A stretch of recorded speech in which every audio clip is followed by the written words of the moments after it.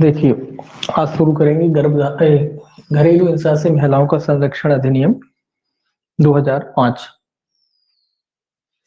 इसमें दो तीन चीजें देखना है। पहला तो इसका जो है अधिनियम संख्यांक जो है वो याद रखना है आपको। अधिनियम संख्यांक इसका है 43/2005 का। ये याद रखना है 43/2005 का जो है इसका अधिनियम संख्यांक है। 43 इसका अधिनियम संख्यांक है, 2005 ये याद रखना है। इसके बाद इसकी स्वीकृति दिनांक है, जो राष्ट्रपति के द्वारा इसको स्वीकृति मिली है वो डेट याद रखना, 13 सितंबर 2005 को। 2005 ये थोड़ा याद रखना, 13 सितंबर 2005 को जो है इसको राष्ट्रपति की स्वीकृति प्राप्त हुई। जब राष्ट्रपति की स्वीकृति प्राप्त हो जाती तो प्रकाशन दिनांक रहती, फिर प्रकाशन किया जाता। तो प्रकाशन की दिनांक इसकी है 17 अक्टूबर 2006। 2006 में प्रकाशित किया गया, 17 अक्टूबर 2006। उसके अलावा फिर जब प्रकाशन हो जाता है तो फिर प्रवर्तन की तिथि रहती है। तो इसका प्रवर्तन किया गया 26 अक्टूबर 2006, 9 दिन बाद, प्रकाशन के 9 दिन बाद जो है इसको क्या कर दिया गया, लागू कर दिया गया। तो 26 अक्टूबर 2006 को ये लागू हुआ। और विस्तार आप जानते हैं संपूर्ण भारत पर जो है इस अधिनियम का विस्तार है। इसके बाद इसमें कुछ परिभाषाएं दी गई हैं। सबसे पहली परिभाषा 2A में जो है व्यथित व्यक्ति की परिभाषा दी गई है। व्यथित व्यक्ति, तो व्यथित व्यक्ति कौन होता है? 2A याद रखना है, ऐसी महिला जो प्रत्यर्थी के साथ घरेलू नातेदारी में है या रही है, या जिसका कथन है कि उसके साथ घरेलू हिंसा हुई है। तो कौन आता है व्यथित व्यक्ति में? ऐसी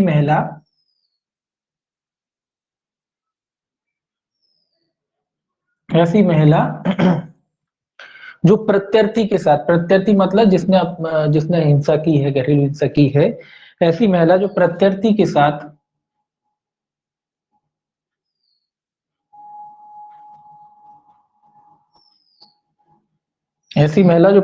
के साथ घरेलू नातेदारी में है या रही है।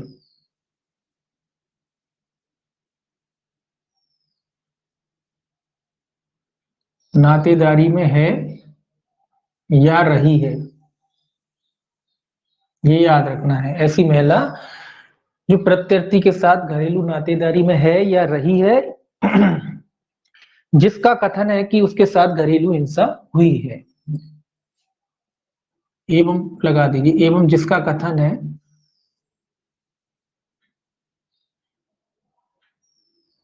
कि उसके साथ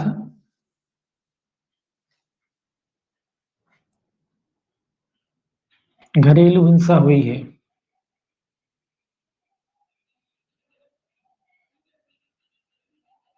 सिंपल सी परिभाषा है कि कोई भी महिला हो सकती है जो प्रत्यर्थी के साथ घरेलू नातेदारी में है या रही है, और जो कथन करती है कि उसके साथ जो है घरेलू हिंसा की कोई घटना घटी है या घरेलू हिंसा संबंधी कोई कार्य हुआ है, ऐसी महिला जो है प्रत्यर्थी व्यथित व्यक्ति की जो है परिभाषा में आती है। व्यथित शब्द लगा ना।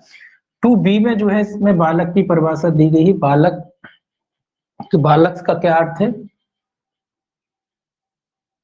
ठीक है, बालक की परिभाषा बी में है, बी फॉर बॉय और बी फॉर बालक। ठीक है, तो इसी हिसाब से याद कर सकते हैं। बी में बालक है।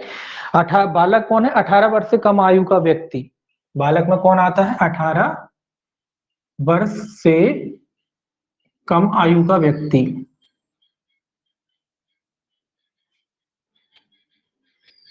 अठारह वर्ष से कम आयु का व्यक्ति जो है बालक की परिभाषा में आता है, जिसके अंतर्गत आप दत्तक, सौतेला या पोषित बालक भी शामिल है।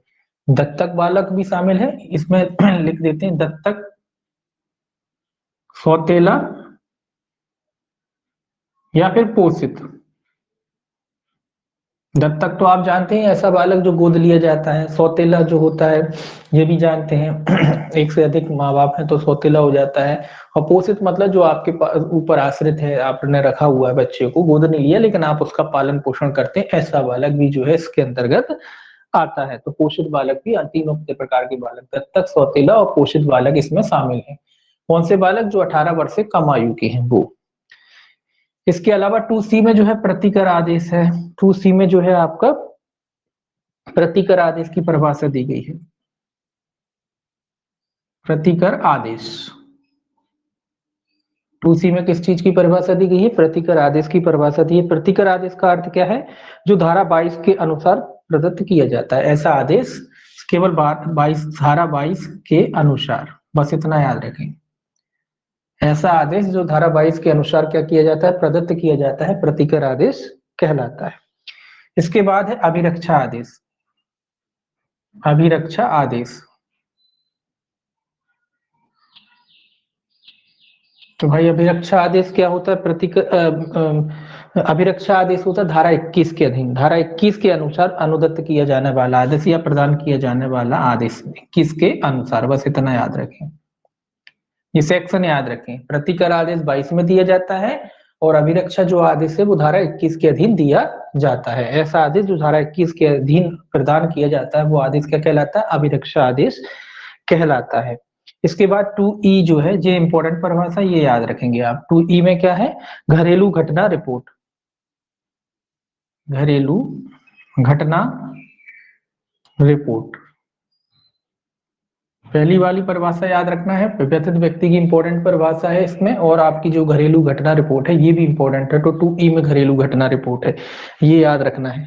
घरेलू घटना रिपोर्ट सीधी सी बात है, जो व्यथित व्यक्ति द्वारा जो रिपोर्ट की जाती है। व्यथित व्यक्ति से घरेलू हिंसा की शिकायत प्राप्त होने पर, किससे, व्यथित व्यक्ति से, ये याद रखना है, व्यथित व्यक्ति से घरेलू हिंसा की, या घरेलू हिंसा, ये घरेलू हिंसा की शिकायत प्राप्त होने पर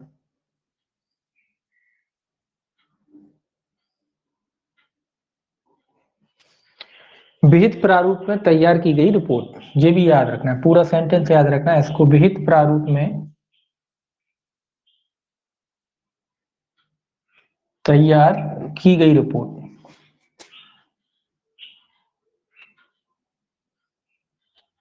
तो व्यथित व्यक्ति जो है, जो शिकायत करता है घरेलू हिंसा के बारे में, व्यथित व्यक्ति से घरेलू हिंसा की जो शिकायत प्राप्त होती है और उस शिकायत को जो विहित प्रारूप जैसा बताया है उस प्रारूप में की जाती है, तो उस रिपोर्ट को क्या कहते हैं, घरेलू घटना रिपोर्ट कहते हैं। विहित प्रारूप में की गई रिपोर्ट, इतना याद रखें, विहित प्रारूप में की, ये जरूरी शब्द है, विहित प्रारूप में की गई रिपोर्ट।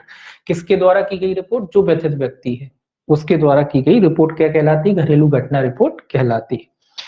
इसके बाद है घरेलू नातेदारी, 2F, ये भी इंपॉर्टेंट परिभाषा, ये भी याद रखना। नातेदारी, F फैमिली, ऐसे याद रखना, तो भूलेंगे नहीं, F मतलब फैमिली, फैमिली मतलब नातेदारी, ठीक है। तो इस तरीके से याद रख सकते हैं इसको। 2F में क्या है, घरेलू नातेदारी।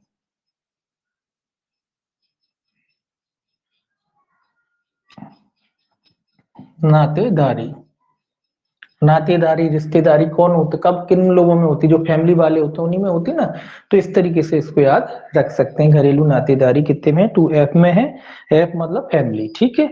तो घरेलू नातेदारी क्या है, दो व्यक्तियों के बीच नातेदारी, मतलब देखिए नातेदारी अकेले आदमी में तो होगी नहीं, जो अकेला है कोई है ही नहीं तो कहां से नातेदारी, उसके लिए कम से कम दो व्यक्ति तो होना ही चाहिए ना।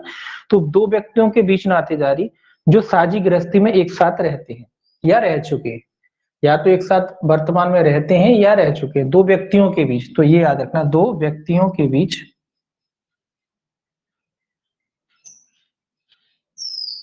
ये याद रखना है, दो व्यक्तियों के बीच जो साझी गृहस्थी, जो संयुक्त परिवार होता है, साझी मतलब संयुक्त परिवार जो होता है, उसमें एक साथ रह चुके हैं या रहते हैं या रह चुके हैं, दोनों बातें हैं, एक साथ रहते हैं या रह चुके हैं। जब वह समरसता, अब ये कह रहा है कि भाई एक साथ रहते थे या रह चुके, किस वजह से रहते थे, आप एक फैमिली में रहते हो तो किस वजह से रहते हो, तो या तो आप समरसता की वजह से रहोगे, मतलब एक ही खून के हैं, एक ही परिवार के हिस्से हैं इसीलिए रहते हैं, या फिर विवाह के द्वारा रहते हैं, विवाह हो गया उस परिवार में इस वजह से रहते हैं, या फिर दत्तक की प्रकृति के परिणाम स्वरूप रहते हो, आपको गोद ले लिया है किसी परिवार में इसीलिए आप उस परिवार में रहते हो, की प्रकृति द्वारा संबंधित है, या कुटुंब के साथ रहने वाले सदस्य, या फिर कुटुंब है आपका, परिवार हो जाए, परिवार से बढ़ जाता है ना, जब पहले दो चार फैमिली हो जाती है अलग अलग तो वो कुटुंब कहलाता है ना, तो वो या कुटुंब के साथ, मतलब अभी भी कुटुंब कुटुंब की नातेदारी के साथ रह रहे हैं, आपका कोई रिश्तेदार है वो रह रहा है, तो इस तरीके से। तो घरेलू नातेदारी का क्या अर्थ है, जब दो व्यक्तियों के बीच नातेदारी हो, तो ऐसे व्यक्ति घरेलू नातेदारी में कहलाते हैं, और जो साझी गृहस्थी में या तो रह रहे हो या रह चुके हो, किस वजह से, समरसता, विवाह और दत्तक की प्रकृति या कुटुंब के जो संबंध होते हैं उसकी वजह से जो है एक साथ रहते हैं, इसको क्या बोलते हैं, इसको बोलते हैं घरेलू नातेदारी। घरेलू हिंसा 2G में जो है घरेलू हिंसा की परिभाषा दी गई है। घरेलू, ये भी नहीं भूलना आपको, ये भी इंपॉर्टेंट परिभाषा है कि 2G घरेलू हिंसा की परिभाषा। मोस्टली तो ये पूछा जाता है घरेलू हिंसा को कहाँ परिभाषित किया गया है, तो धारा 3 में परिभाषित किया गया है। इसमें तो इसमें भी यही लिखा है कि घरेलू हिंसा की क्या परिभाषा है, जो धारा 3 में दी गई है। घरेलू हिंसा का क्या अर्थ है, जो धारा सेक्शन 3 में है, यानी कि घरेलू हिंसा को कहाँ परिभाषित किया गया, मोस्टली 3 में ही किया गया है। इसमें तो केवल इतना बताया कि धारा 3 में जो अर्थ है वही अर्थ यहाँ लगाया जाएगा। तो घरेलू हिंसा जी में है, और जी क्या कहता है, धारा 3 में जो है इसका अर्थ बताया गया। ये भी भूलोगे नहीं आप, इसको गर्ल्स से याद रखो, जो महिलाओं संबंधी एक्ट है ना, जी फॉर गर्ल्स, और गर्ल्स से संबंधित ही एक्ट है ये, तो घरेलू हिंसा है ना, तो इस तरीके से इसको याद रखेंगे आप। तो जी मतलब गर्ल्स, और गर्ल्स के खिलाफ ये एक्ट है, मतलब उन्हीं के समर्थन के लिए एक्ट है, उनकी हिंसा जो होती है उनके लिए है, तो जी में घरेलू हिंसा। और घरेलू हिंसा क्या है, जो धारा 3 में बताई गई है वो। इसके बाद 2H, एच में क्या है, दहेज। एच में जो है दहेज की परिभाषा दी गई है। दहेज का अर्थ कोई खास नहीं लिखा है, इसमें लिखा है दहेज का क्या अर्थ है, जो दहेज प्रतिषेध अधिनियम जो है 1961 की धारा 2 में बताया गया है, वही अर्थ यहाँ लगाया जाएगा। तो दहेज प्रतिषेध अधिनियम 1961 की धारा 2 में जो है दहेज की परिभाषा दी गई है, और वही अर्थ जो है यहाँ लगाया जाएगा। 2H, एच याद रखना है, एच में दहेज है, हालांकि ये इस हिसाब से नहीं, इंपॉर्टेंट नहीं, लेकिन हाँ याद रखना 1961 दहेज प्रतिषेध अधिनियम जो है उसकी धारा 2 में जो है दहेज बताया गया, और वो परिभाषा यहाँ भी लागू होती है। जे में है 2J, 2J में आपकी जो है चिकित्सकीय सुविधा का अर्थ बताया गया, चिकित्सकीय सुविधाएं।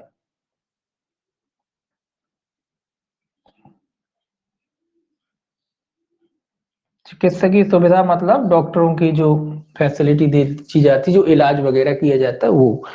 तो चिकित्सकीय सुविधा का अर्थ है जिसे राज्य सरकार द्वारा चिकित्सकीय सुविधा घोषित किया जाए। तो चिकित्सकीय सुविधा का क्या अर्थ है, सर आई रह गया, आई।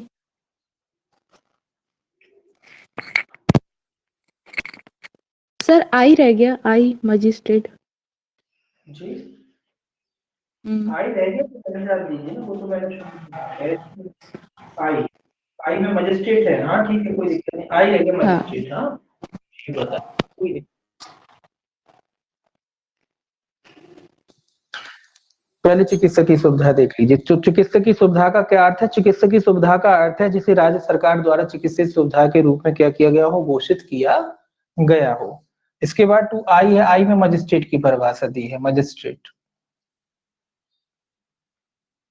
आई में जो है मजिस्ट्रेट की परिभाषा दी है। मजिस्ट्रेट का अर्थ क्या है, अधिकारता रखने वाला प्रथम वर्ग या महानगर मजिस्ट्रेट, बस इतना याद रखें, प्रथम वर्ग या महानगर मजिस्ट्रेट, प्रथम वर्ग या फिर महानगर। और महानगर भी कौन सा, अधिकारता रखने वाला। ये भी शब्द इंपॉर्टेंट होते हैं, देखिए परीक्षा एडीपीओ के लिए ये छोटे छोटे शब्द भी इंपॉर्टेंट होते हैं। अब आपका दे दिया कि भाई मजिस्ट्रेट में कौन कौन शामिल है, या मजिस्ट्रेट में शामिल होते हैं, सीधा लिख दिया प्रथम वर्ग मजिस्ट्रेट, महानगर मजिस्ट्रेट शामिल होते हैं। उसी में एक आंसर लिख दिया, रख दिया कि अधिकारता रखने वाला प्रथम वर्ग और महानगर मजिस्ट्रेट। इसके अलावा लिख दिया सेशन या अन्य मजिस्ट्रेट, तो कौन सा लगाओगे, तो अधिकारता रखने वाला प्रथम वर्ग या महानगर मजिस्ट्रेट। तो मतलब शब्दों का भी बड़ा खेल होता है एडीपीओ परीक्षा में।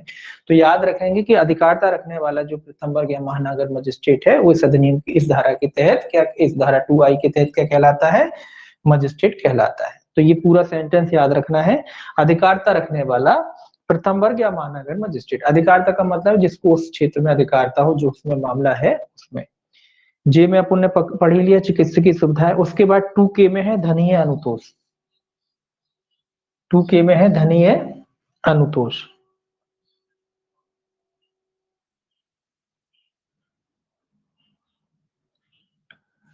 टू के में जो है आपका धनीय अनुतोष है। धनीय अनुतोष का अर्थ है मजिस्ट्रेट द्वारा प्रत्यर्थी को दिया गया आदेश जो व्यथित व्यक्ति को घरेलू हिंसा के परिणाम स्वरूप उपगत व्यय और सहन की गई हानियों के सहन करने के लिए प्रदान किया जाता है।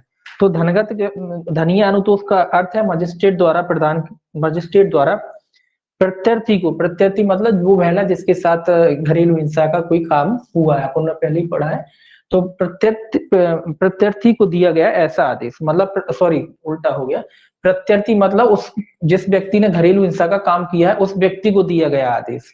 मजिस्ट्रेट द्वारा ऐसे व्यक्ति को दिया गया आदेश जिसके द्वारा घरेलू हिंसा का कोई कार्य किया गया है। किसके साथ किया गया है? महिला के साथ। जो व्यतीत व्यक्ति है, या व्यतीत व्यक्ति यानी जो महिला है जिसके साथ घरेलू हिंसा का काम किया गया है, उसके बदले में मजिस्ट्रेट ने जिस व्यक्ति ने उस महिला के साथ क्या किया है, घरेलू हिंसा का कोई कार्य किया है, उसको आदेश दिया है कि आप इसका क्या करेंगे, इसका जो है आप दंडनीय अनुतोष मतलब कुछ पैसा वगैरह देने की बात कह रहा है, तो उसको पैसा दिलाने की बात कह रहा है। किसके द्वारा दिलाया जाएगा? जिसने घरेलू हिंसा का काम किया है। तो आदेश किसको दिया जाएगा? आदेश दिया जाएगा प्रत्यर्थी को। प्रत्यर्थी को किस लिए दी जाएगा? कि आपने महिला के साथ जो है घरेलू हिंसा का काम किया है, इसलिए जो है आप उसको कंपनसेशन के रूप में कुछ धन, कुछ राशि जो है देंगे। तो वो ऐसा जो आदेश जो होता है, जो भी उसको घरेलू हिंसा हुई है उसके परिणाम स्वरूप उससे जो भी क्षतियां हुई है, उस क्षतियों की पूर्ति करने के लिए जो धन के रूप में जो आदेश दिया जाता है देने का, ऐसा आदेश क्या कहलाता है? दंडनीय अनुतोष कहलाता है। तो इसको आप लिख सकते हैं कि मजिस्ट्रेट द्वारा प्रत्यर्थी को दिया गया ऐसा आदेश। मजिस्ट्रेट द्वारा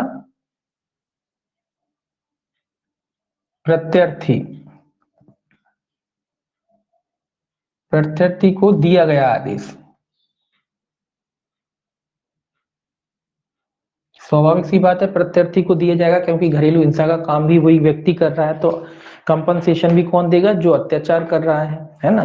व्यक्ति को दिया गया आदेश जो घरेलू हिंसा के परिणाम स्वरूप घरेलू हिंसा के परिणाम स्वरूप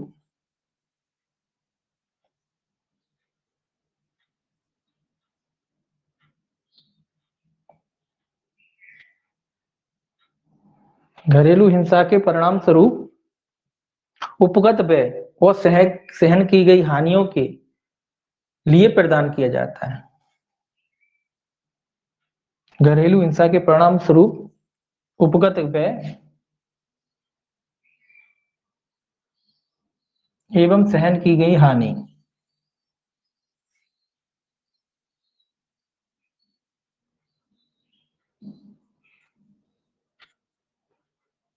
ठीक है, इतना ठीक है। उपगत व्यय एवं सहन की गई हानियों के परिणाम स्वरूप क्या किया जाता है? प्रदान किया जाता है। ऐसा जो आदेश क्या कहलाता है? दंडनीय अनुतोष कहलाता है। तो ये भी याद रखें कि दंडनीय अनुतोष का आदेश किसको दिया जाएगा? जो ऐसा काम करता है उसी से कहा जाएगा कि जो महिला है या जो व्यथित व्यक्ति है, यहाँ व्यथित व्यक्ति शब्द इस्तेमाल हुआ है, तो व्यथित व्यक्ति जो है उसको आप क्या करेंगे? कंपनसेशन देंगे। किस लिए देंगे? जो भी उसको हानि हुई है, जो भी उसको क्षतियां हुई हैं, उसके परिणाम स्वरूप आप जो है कुछ धन के रूप में जो है उसको अनुतोष प्रदान करेंगे, ताकि इलाज विलाज जो भी खर्चा उसका आया है उसके लिए।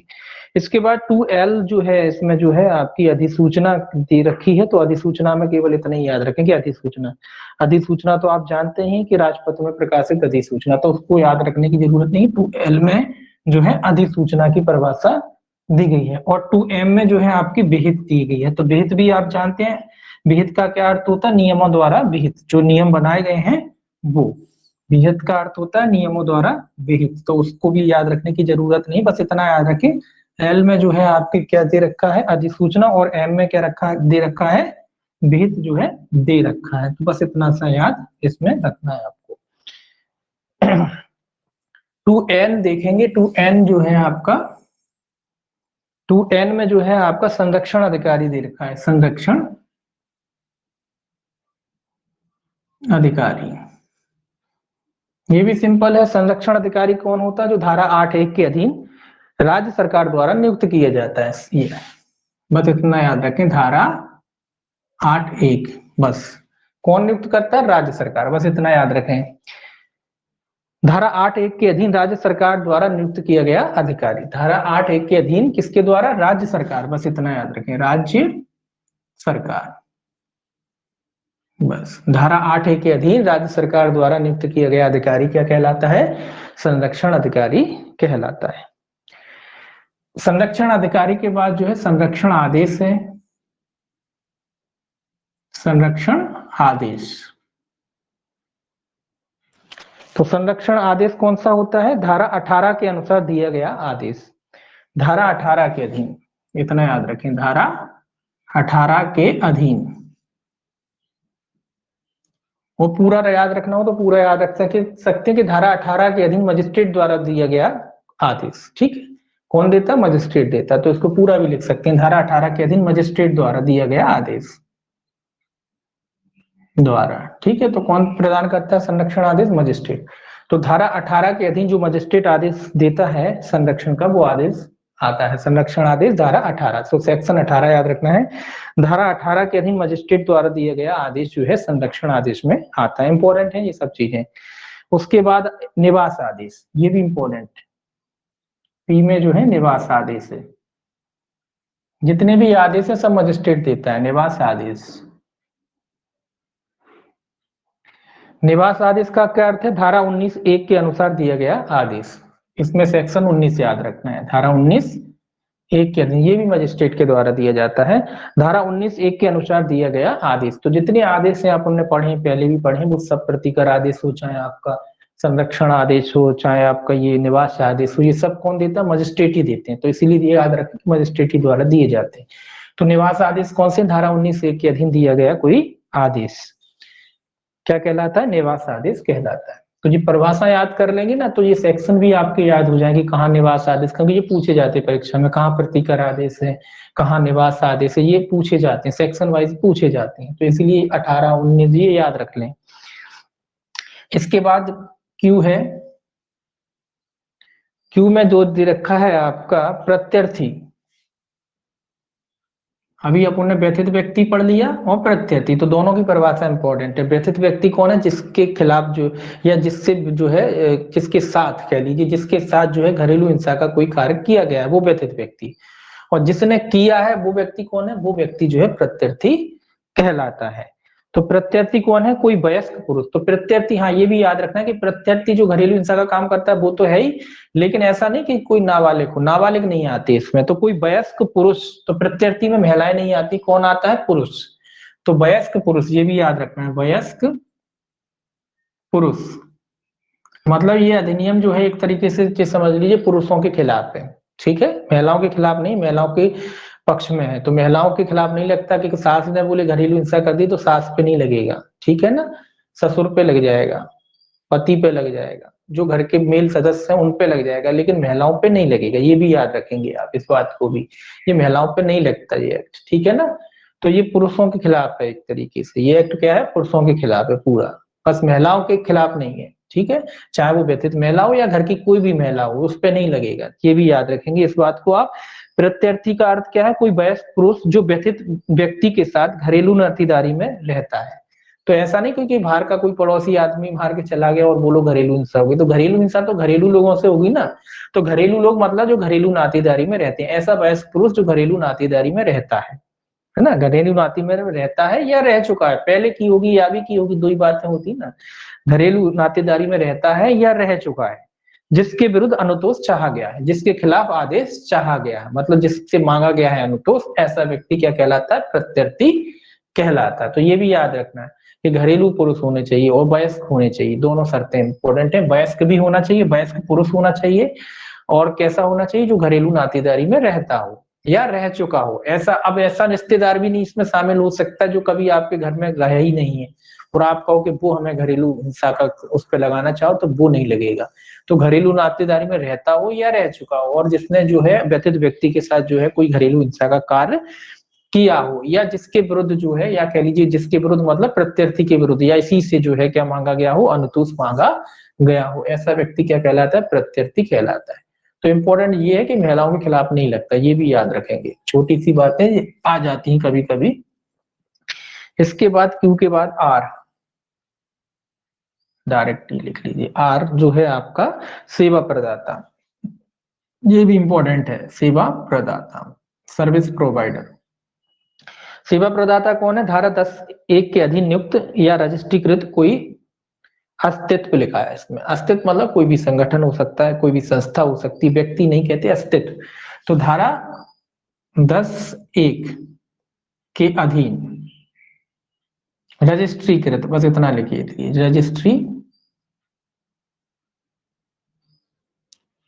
रजिस्ट्रीकृत कोई भी अस्तित्व। कोई भी अस्तित्व शब्द इसीलिए लिखा उन्होंने क्योंकि इसमें कंपनी भी हो सकते हैं सेवा प्रदाता, कोई व्यक्ति भी हो सकता है, कोई फर्म भी हो सकती है ना, इसीलिए। तो धारा 10(1) के अधीन रजिस्ट्रीकृत कोई भी संस्था, कंपनी हो सकती है, फर्म हो सकती है, वो क्या कहलाती है, आपकी जो है सेवा प्रदाता कहलाती है, सर्विस प्रोवाइडर कहलाती है। तो धारा 10(1) के अधीन रजिस्ट्रीकृत कोई अस्तित्व,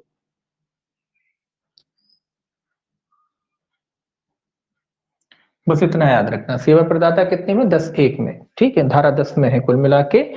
2SR के बाद ऐसे साझा गृहस्थी या साझी गृहस्थी।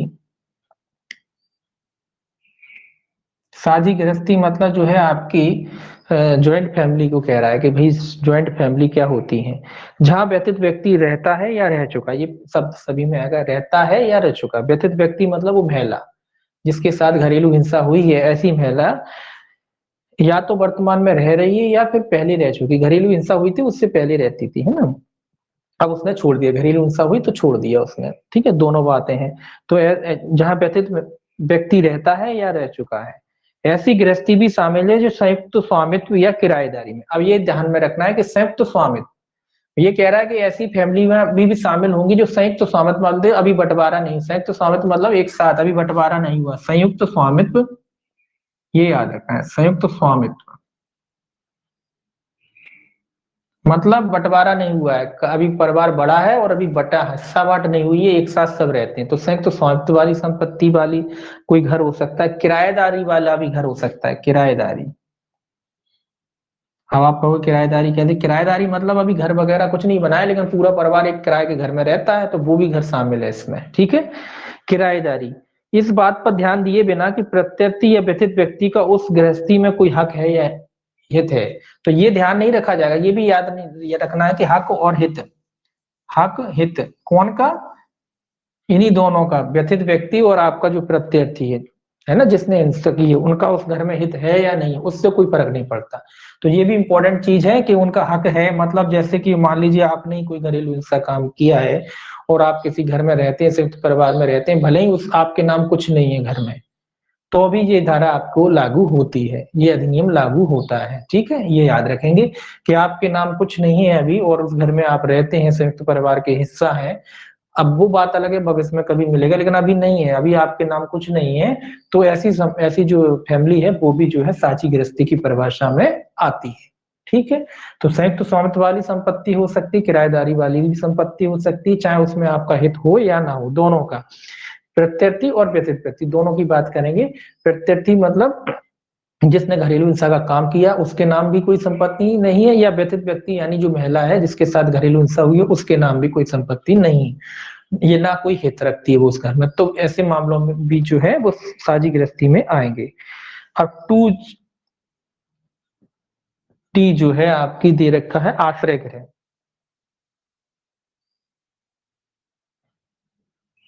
ये याद रखेंगे कि भी आश्रय गृह क्या होते हैं, जिसे राज्य सरकार द्वारा आश्रय गृह के रूप में क्या किया गया हो, अधिसूचित किया गया हो या घोषित किया गया हो, एक ही बात है। तो आश्रय गृह कौन सा, जो राज्य सरकार, तो बस इतना याद रखें कि आश्रय गृह की अधिसूचना कौन निकालता है, राज्य सरकार निकालती है। तो आश्रय गृह का मतलब राज्य सरकार द्वारा अधिसूचित, राज्य सरकार, बस शब्द याद रखें कि राज्य सरकार। आश्रय गृह को अधिसूचित कौन करता है, राज्य सरकार जो है अधिसूचित कर सकती है आश्रय गृह के रूप में किसी संस्था वगैरह को, जो है आश्रय गृह के रूप में, या शेल्टर होम्स बोलते हैं उनको, शेल्टर होम्स के रूप में क्या कर सकती है, घोषित कर सकती है कि भाई कौन सी जो संस्था वगैरह है या कौन सा एनजीओ वगैरह है जो शेल्टर होम्स के रूप में काम करना चाहता है। जैसे आपने देखा होगा ना शेल्टर होम्स, नारी निकेतन वगैरह, ये सब उसी में आते हैं, आश्रय गृह में ही आते हैं ये सब। नारी निकेतन वगैरह के नाम से बना देते हैं जहां बोले नारियां रहती हैं, ऐसी महिलाएं जो कई तरीके के होते हैं शेल्टर होम्स, तो वो संरक्षण गृह, इसी तरीके से संरक्षण गृह भी बनाए जाते हैं, जैसे शेल्टर होम्स होते हैं नारी निकेतन टाइप के ही होते हैं, तो जिनमें घरेलू हिंसा वगैरह हुई है उन महिलाओं को जो है उनमें जिनकी व्यवस्था नहीं है कहीं रहने की, उनको रखा जाता है। अब देखिए सेक्शन 3 में जो है घरेलू हिंसा की परिभाषा दी गई, सेक्शन जो 3 है ये सबसे इंपॉर्टेंट है, घरेलू हिंसा।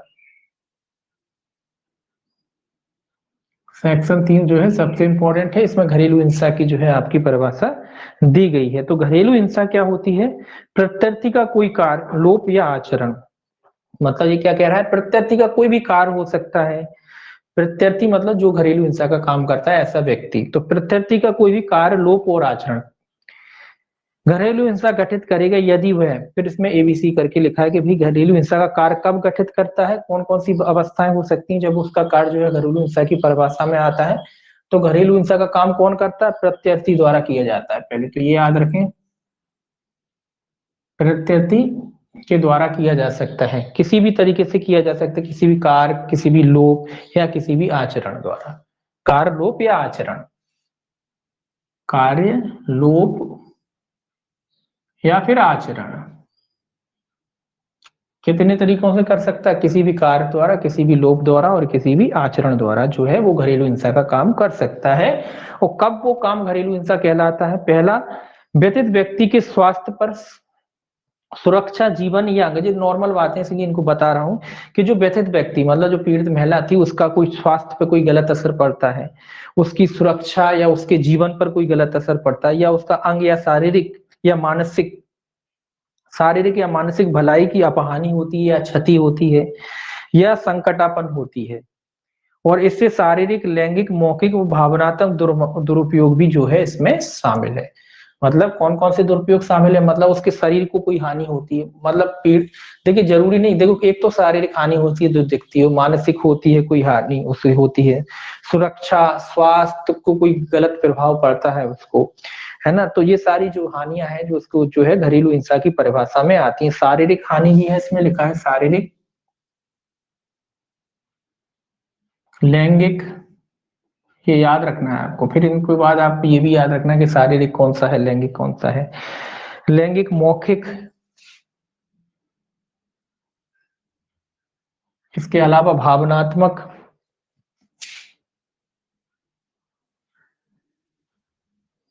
ये काफी विस्तृत विषय अगर देखा जाए ये टॉपिक अपने आप में। भावनात्मक, आर्थिक,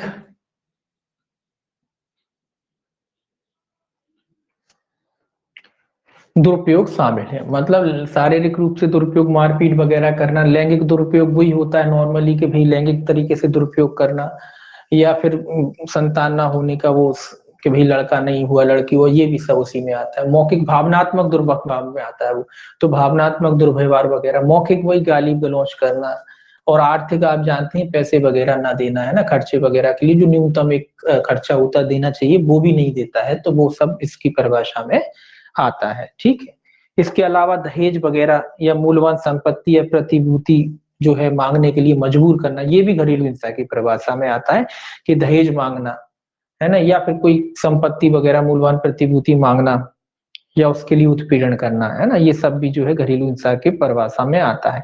या कह रहा है कि भाई इन सब कार्यों की धमकी देना कि भाई ऐसा नहीं करोगे तो हम ऐसा करेंगे तुम्हारे साथ, तो इन सब कार्यों की धमकी देना भी जो है घरेलू हिंसा की परिभाषा में आता है। अन्यथा क्षति पहुंचाना, उत्पीड़न, चाहे मानसिक हो या शारीरिक। तो अन्यथा कोई क्षति पहुंचाना, ये कहता है चाहे वो मानसिक हो या फिर शारीरिक, जो है घरेलू हिंसा की परिभाषा में आता है। कई लोग कहते हैं कि भी मानसिक जो है यानी वो जो बोले मानसिक नहीं आता है इसमें, मानसिक आता है, स्पष्ट लिखा है कि अन्यथा क्षति पहुंचाना, चाहे वो मानसिक हो या किसी भी या फिर शारीरिक। तो मानसिक भी आता है इसमें, लिखा तो है कि मानसिक हो या शारीरिक किसी भी प्रकार का। कई लोग कहते हैं कि भाई मानसिक नहीं है, मानसिक भी आता है। मानसिक प्रताड़ना आता है कि आप इस तरीके के रखे हो कि उसके स्वास्थ्य पर गलत असर पड़ रहा है, तो वो भी घरेलू हिंसा में आ रहा है। इसमें स्पष्ट लिखा है कि मानसिक या शारीरिक प्रताड़ना किसी भी प्रकार की, तो मानसिक प्रताड़ना भी शामिल है ना, ये भी याद रखना है। कई लोग कहते हैं मानसिक नहीं है, इसमें मानसिक है, स्पष्ट लिखा है कि मानसिक और शारीरिक किसी भी प्रकार की प्रताड़ना करना भी जो है घरेलू हिंसा की परिभाषा में आता है। अब वो बात अलग होती है कि मानसिक प्रताड़ना जो है वो साबित न करना बड़ा मुश्किल होता है, उसको साबित नहीं कर पाते आसानी से। हाँ, कुछ चीजों में साबित हो जाती है मानसिक प्रताड़ना कि भाई महिला की जो स्थिति है पहले ठीक थी, अब बोले पागल टाइप की हो गई है, उसका दिमाग ठीक से काम नहीं करता है। क्यों नहीं करता, बोले प्रताड़ना दी गई, तो उन स्थितियों में साबित हो जाती है। लेकिन नॉर्मली आप कोई भी कहे कि साहब मानसिक प्रताड़ना भी अच्छे खासे नजर आ रहे हैं, दिख ही नहीं रहा कुछ कि इनको मानसिक प्रताड़ना, तो वो सिद्ध करना बड़ा मुश्किल होता है ना। अब देखिए सेक्शन 4, सेक्शन 4 क्या कह रहा है, सेक्शन 4 कह रहा है संरक्षण अधिकारियों को जानकारी का दिया जाना और जानकारी दिए जाने के दायित्व का अपवर्जन। तो ये किसको जानकारी दिया जाना, संरक्षण अधिकारी को। ये कह रहा है कि संरक्षण अधिकारी को कोई भी व्यक्ति, अब कौन जानकारी दे सकता है, कोई भी व्यक्ति, संरक्षण अधिकारी, ये याद रखें, संरक्षण अधिकारी को जानकारी का दिया जाना और जानकारी दिए जाने वाले की जो है जिम्मेदारी का अपवर्जन। ये नहीं कि आपको जानकारी जो व्यक्ति दे और उसी को पकड़ लो, बोले कब मिली कहाँ से मिली, तो उसका उसका काम जानकारी देना है, जानकारी दे दिए खत्म, उससे आपसे कोई पूछताछ नहीं करेगा। तो ये कह रहा है कि संरक्षण अधिकारी को अगर कोई घरेलू इंसान, आपने पहले पुराने ऐड भी देखे होंगे, किसी को याद हो या डले भी होंगे, पहले ऐड आते थे कि नॉक करो, इस टाइप का ऐड आता था, तो जो डोमेस्टिक वायलेंस की घटनाएं हो रही है नॉक करो दरवाजा, तो इस तरीके का ऐड बनाया था सरकार ने। तो उसमें क्या है भाई कि जो भी घरेलू हिंसा आपके आसपास पड़ोस में होती है, अगर आपको लगता है कि कोई घरेलू हिंसा होती है किसी फैमिली में, तो आप उसकी शिकायत करें, ऐसा उसमें ऐड में था। तो ये कह रहा है कि कौन कर सकता है, कोई भी व्यक्ति कर सकता है, जिसको लगता है कि कहीं घरेलू हिंसा का कोई काम हो रहा है, तो कोई भी व्यक्ति जो है क्या कर सकता है, घरेलू हिंसा की जो है शिकायत कर सकता है। जो व्यक्ति घरेलू हिंसा की शिकायत करता है किससे, संरक्षण अधिकारी से, उसके खिलाफ कोई भी सिविल और दंडिक कार्रवाई नहीं की जाती। सिविल और दंडिक, किसी भी प्रकार की कार्रवाई सिविल और दंडिक, ऐसा नहीं कि उस व्यक्ति को दोषी बना लिया जाए कि भैया आइए कहां से आपको सूचना मिली, सिविल और दंडिक कार्रवाई नहीं की जाती। ये वैसा देखा जाए तो व्यक्तिगत रूप से देखा जाए तो, वैसे देखा जाए तो बड़ा अच्छा नियम है कि कोई भी शिकायत कर सकता है, आपको लगता है आपके पड़ोस में हो रहा है, आपने बढ़िया अच्छे नागरिक बनने की वजह से चले गए शिकायत करा है। लेकिन इसमें प्रॉब्लम पता है क्या होती है, इसमें प्रॉब्लम यही होती है कि महिला ही पलट जाती है। आपने शिकायत करने जाए, पुलिस, महिला कहेगी हम तो लड़ ही नहीं रहते, जब पुलिस वाले आ जाएंगे देखेंगे पूछेंगे तो वो महिला ही पलट जाती है। महिला कहती है हमारे साथ में कुछ हुआ ही नहीं, वो तो हम वैसी ही बातें कर रहे थे, बोले हमारे बीच में कुछ नहीं हुआ। तो ऐसा होता है, असलियत में यही होता है, आपने देखा हुआ। तो महिलाएं पलट जाती हैं, वो कहती हैं ऐसा कुछ हुआ ही नहीं। अब जब महिला ही पलट जाएगी तो क्या होगा, हालांकि कोई भी शिकायत कर सकता है, ठीक है, हालांकि उस व्यक्ति के खिलाफ जो शिकायत कर रहा है, जिसको लग रहा है कि घरेलू हिंसा का कोई काम हुआ है, कोई भी सिविल और दंडिक जो है कार्रवाई नहीं होगी, ठीक है, ये याद रखना। सेक्शन 4, सेक्शन 5 कहता है, ये भी इंपॉर्टेंट है, सेक्शन 5 कहता है पुलिस अधिकारी, सेवा प्रदाता और मजिस्ट्रेटों के कर्तव्य, और इसमें संरक्षण अधिकारी भी शामिल है, अंदर लिखा हुआ है। तो सभी किसके कर्तव्य हैं, पुलिस अधिकारी, इसमें धारा 5 में किसके कर्तव्य हैं, पुलिस के कर्तव्य हैं, पुलिस अधिकारी, पुलिस अकेला लिख लीजिए, सेवा प्रदाता,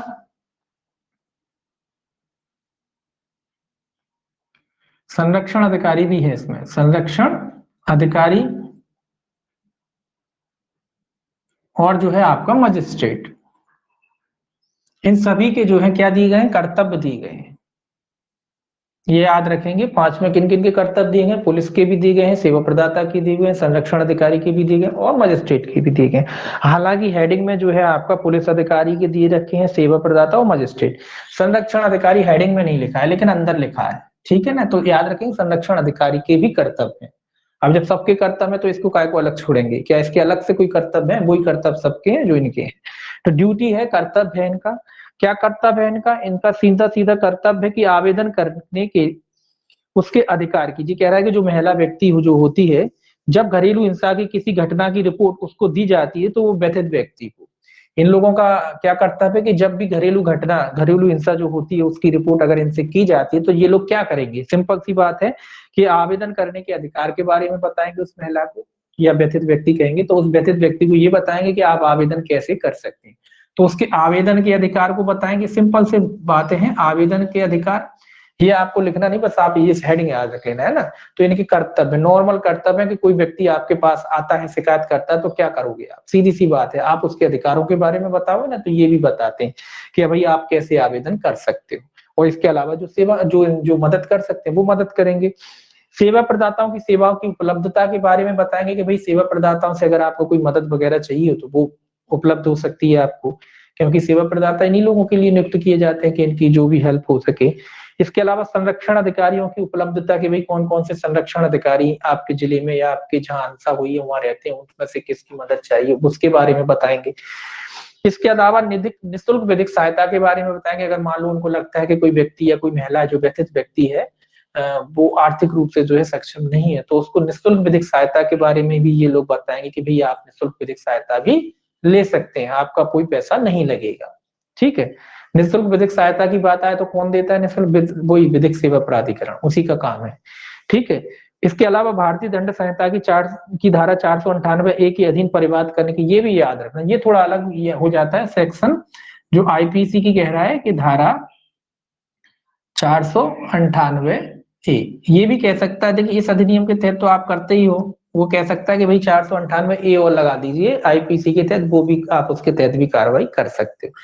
दोनों कार्रवाई एक साथ चलेंगी, है ना। तो 498A के तहत कार्रवाई करने के जो है उसके अधिकार वगैरह है, उसके बारे में भी जो है, या परिवाद करने के बारे में भी वो बता सकता है कि भाई 498A का परिवाद भी आप कर सकते हो। परिवाद मतलब कंप्लेन कर सकते हो, शिकायत कर सकते हो, उसके बारे में भी बताएगा। इसके बाद जो है सेक्शन 6 है। सेक्शन 6 कहता है आश्रय गृहों के कर्तव्य। किसके कर्तव्य है? आश्रय गृहों की। आश्रय गृह मतलब शेल्टर होम्स जो होते हैं उनके क्या ड्यूटीज हैं। सीधी सीधी बात है, आश्रय गृह है जो क्या करेगा? आश्रय गृह आश्रय उपलब्ध कराएगा। यानी कि शेल्टर होम्स है तो जहां पर जो रहती है महिला उनको आश्रय उपलब्ध कराना इनका यही काम है, तो इसमें लिखने की जरूरत नहीं है। सेक्शन 6 कहता है आश्रय गृहों के कर्तव्य। तो आश्रय गृह के कर्तव्य है आश्रय उपलब्ध कराना। बनाई जाते हैं कि जो भी व्यथित या पीड़ित महिला होगी या व्यथित व्यक्ति होगा उसको आप आश्रय उपलब्ध कराएंगे। आश्रय मतलब रहने की जगह उपलब्ध कराएंगे। तो इनका क्या कर्तव्य है? उनको रहने की जगह उपलब्ध कराना या आश्रय की जगह उपलब्ध कराना। तो आश्रय गृह के कर्तव्य कितने में दिए गए? धारा 6 में।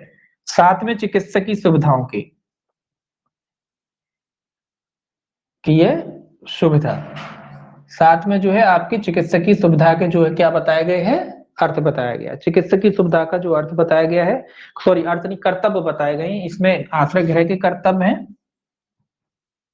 और इसमें चिकित्सकीय सुविधाओं के जो है कर्तव्य बताए गए हैं। दोनों के कर्तव्य हैं। चिकित्सकीय सुविधाओं के क्या कर्तव्य है? देखिए इनमें वैसे अंदर ज्यादा पढ़ने की जरूरत नहीं, इनमें हेडिंग याद रखने की जरूरत है। ये नॉर्मल है कि आश्रय गृह वाले आश्रय तो उपलब्ध कराते हैं। चिकित्सा सुविधाएं डॉक्टर जो है मेडिकल की जो फैसिलिटीज होती हैं वो उपलब्ध कराते हैं। क्या उपलब्ध कराएंगे? व्यथित व्यक्ति जो है या संरक्षण अधिकारी या सेवा प्रदाता के अनुरोध का। अब ये थोड़ा सा याद रखना है कि जो डॉक्टर है मेडिकल की सुविधा है, जो इलाज कराने की बात हो रही है, तो जो डॉक्टर है हेल्प किसकी वजह मतलब कब कब कर सकता है? या तो व्यथित व्यक्ति खुद आवेदन करे व्यथित व्यक्ति के कहने पर, ये याद रखना है आपको। व्यथित व्यक्ति, तो व्यथित व्यक्ति स्वयं ही आ सकता है कि वही कोई चोट पहुंची, कोई हानि हुई, वो जो पीड़ित महिला है या व्यथित व्यक्ति कहते हैं जैसे इस अधिनियम के तहत, तो वो व्यथित व्यक्ति या महिला है वो जाके डॉक्टर के पास गई अपना इलाज कराने, तो उसके कहने पर भी कर सकता है।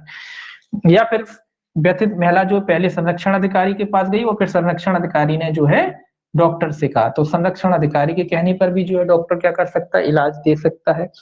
या फिर सेवा प्रदाताओं के पास गई, कोई सेवा प्रदाता है और सेवा प्रदाता, तो सेवा प्रदाता के कहने पर, तो इनमें से कोई भी कह सकता है, मतलब कोई भी व्यथित व्यक्ति भी कह सकता है, संरक्षण अधिकारी या सेवा प्रदाता, इनमें से किसी के भी अनुरोध करने पर जो है डॉक्टर क्या करेगा? इन जो व्यथित व्यक्ति है उसको क्या करेगा? सेवा उपलब्ध कराएगा। दूसरा, चिकित्सीय सुविधा का भार साधक व्यक्ति चिकित्सकीय सहायता उपलब्ध कराएगा। कौन उपलब्ध कराता है? चिकित्सकीय सेवाओं का भार साधक व्यक्ति। जो भी इनका हेड होता है उसकी जिम्मेदारी है, उसकी लायबिलिटी सौंपी गई है कि चिकित्सकीय सुविधाओं का जो भी हेड होता है, मतलब जो भी मान लो कि हॉस्पिटल है तो हॉस्पिटल का जो भी इंचार्ज होता है, हेड ऑफिसर होता है, उसकी जिम्मेदारी है कि जो व्यथित महिला है उसको क्या कराए? वो इलाज, उचित इलाज जो है उपलब्ध कराएगी, उसकी जिम्मेदारी। चाहे व्यथित महिला ने उससे कहा हो, चाहे संरक्षण अधिकारी ने कहा हो, चाहे सेवा प्रदाता ने कहा हो, किसी ने आवेदन कर सकता है। तो कोई ने भी आवेदन किया हो, ये डॉक्टर लोग क्या करेंगे? मेडिकल की सुविधा उपलब्ध कराएंगे। 8 है आपका संरक्षण अधिकारी। अपन ऊपर भी पढ़ चुके हैं। 8 में क्या है? संरक्षण अधिकारी। सेक्शन जो है 8 आपका क्या है? संरक्षण अधिकारी। संरक्षण अधिकारी की नियुक्ति है। धारा 8 में क्या है? संरक्षण अधिकारी की नियुक्ति पहले भी बता दी है, कौन करता है? राज्य सरकार। संरक्षण अधिकारी की जो नियुक्ति है किसके द्वारा की जाती है? राज्य सरकार द्वारा की जाती है। अब बात आती है कि कहाँ की जाती है? प्रत्येक जिले में की जाती है। प्रत्येक जिले में की जाती है। अब बात आती है कि कितने की जाती है, कितने लोगों की जा सकती है? जितने आवश्यक हो। ऐसा नहीं कि प्रत्येक जिले में एक होगा, ऐसा कुछ नहीं है। तो राज्य सरकार इनकी नियुक्ति करती है, जिले वाइज इनकी नियुक्ति की जाती है। और कितने संरक्षण के अधिकारी होंगे? जितने आवश्यक हो। ऐसा कोई संख्या निश्चित नहीं है कि प्रत्येक जिले में एक होगा या 2 होगा।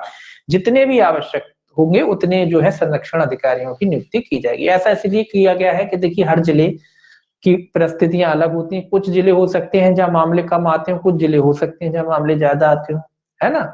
तो जहां ज्यादा मामले आ सकते हैं हो सकता है कि वहां ज्यादा संरक्षण अधिकारियों की जरूरत पड़े, और जहां कम मामले आते हैं हो सकता है कि वहां ज्यादा संरक्षण अधिकारियों की जरूरत ना पड़े। तो उस हिसाब से सरकार अपना मैनेजमेंट कर लेती है कि किस जिले में कितने जो है संरक्षण अधिकारियों की नियुक्ति करनी है। तो नियुक्ति कौन करता है? राज्य सरकार करता है। कहाँ कहाँ कहाँ करती है? जिले वाइज करती है। और कितने कर सकती, जितने उसको आवश्यक लगता है उतने वो संरक्षण अधिकारियों की नियुक्ति कर सकती। अब एक चीज और याद रखना है कि जब भी संरक्षण अधिकारियों की नियुक्ति की जाती है तो कोशिश की जाती है कि उसमें यथासंभव महिलाएं हो, यथासंभव कोशिश की जाती है, चूंकि महिलाओं से संबंध, देखिए इसमें कोशिश शब्द इसीलिए लिखा है कि हर जगह महिलाएं उपलब्ध होना आवश्यक, मतलब जरूरी नहीं होता कि हर जगह महिलाएं मिल जाएं, है ना। आज भी स्थिति ऐसी नहीं कि महिलाएं घर से बाहर निकले, आज भी निकलती, बहुत कम महिलाएं घर से बाहर निकलती हैं, और बहुत कम महिलाएं एक्टिव होती हैं, है ना।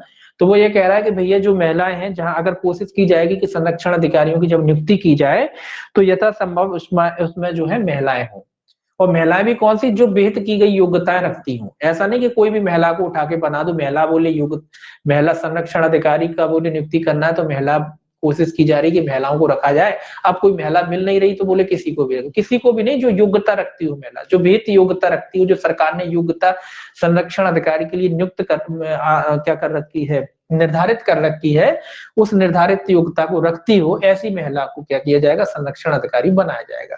तो कोशिश की जाएगी, कोई मैंडेटरी शर्त नहीं है ये कि महिलाएं ही होंगी, ऐसा शर्त नहीं है, लेकिन कोशिश की जाएगी क्योंकि भाई महिला मिल जाए, मतलब पहले प्राथमिकता समझ लीजिए महिलाओं को दी जाएगी। अगर महिलाएं नहीं मिलती किसी वजह से, मान लीजिए हो जाता है कई जगह कि महिलाएं ही नहीं मिल रही है, योग्यताएं और मिल रही है तो योग्यता नहीं रखती, अगर ऐसी स्थिति तो फिर किसी पुरुष को भी बनाया जा सकता है, लेकिन कोशिश की जाएगी कि महिलाओं को रखा जाए संरक्षण अधिकारी के रूप में। और कौन सी महिलाओं को रखा जाए, जो विहित योग्यता रखती हूँ, ऐसा याद रखना है, विहित योग्यता, ये भी इंपॉर्टेंट है। विहित योग्यता का मतलब है निर्धारित योग्यता, जो सरकार ने निर्धारित कर रखी है, ऐसी योग्यता रखती हूँ, ऐसी महिलाओं को जो है प्राथमिकता दी जाएगी, उनको जो है संरक्षण अधिकारी के रूप में, ठीक है, ये आपको याद रखना। अब महिलाओं को इसीलिए रखा जाएगा, महिलाओं से संबंधित एक्ट है। जब भी कोई महिलाओं को परेशानी होती है तो आपने देखा होगा कि महिला जो है अपनी महिलाओं को आसानी से बात बता सकती है ना।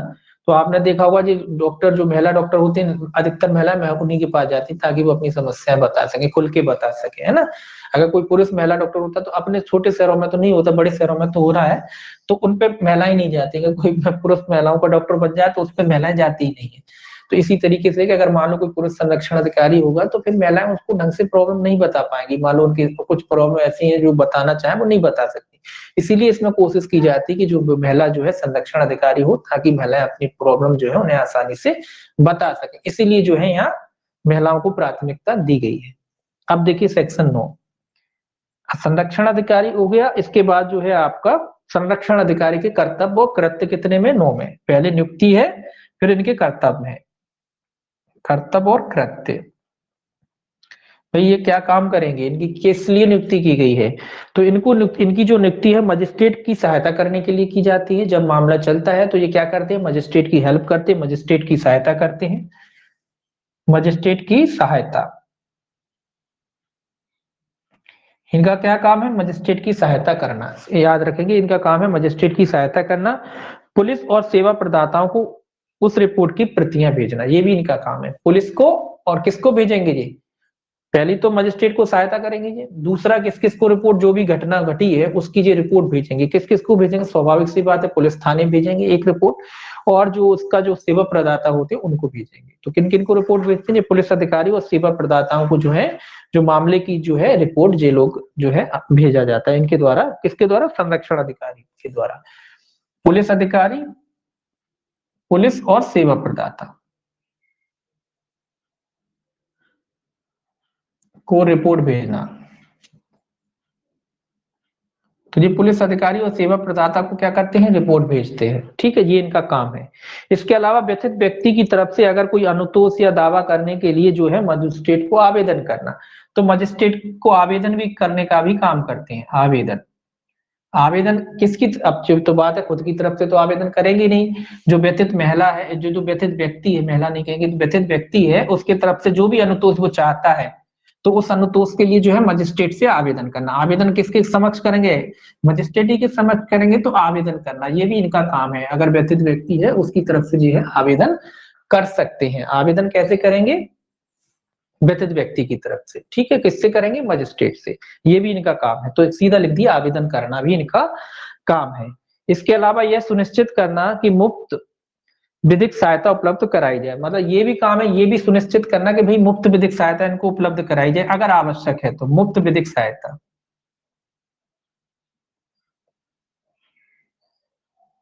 अगर कोई महिला ऐसी है उसको सेवा अगर नहीं है उसकी आर्थिक स्थिति, तो उसको फ्री जो है लीगल सर्विस जो है प्रोवाइड की जाए, ये भी देखना इनका काम है। इसके अलावा सभी सेवा प्रदाताओं की सूची बना करके रखना, ये भी याद रखना कि इनका कौन रखता है सेवा प्रदाताओं की सूची अपने पास, संरक्षण अधिकारी, ये याद रखना। सेवा प्रदाताओं की सूची, सेवा प्रदाता, सेवा प्रदाता मतलब सर्विस प्रोवाइडर है ये लोग, कई तरीके की सर्विस होती महिलाओं से संबंधित जो लोग देते हैं, तो इनकी सूची तो पता होना चाहिए भैया कौन कौन सेवा प्रदाता, कौन सी सेवा कौन सा सेवा प्रदाता दे रहा है, और जैसी महिला को आवश्यकता होगी उस सेवा प्रदाता की जो है पास उसको भेज दिया जाएगा, है ना, या उससे मदद ले ली जाएगी, दोनों बातें।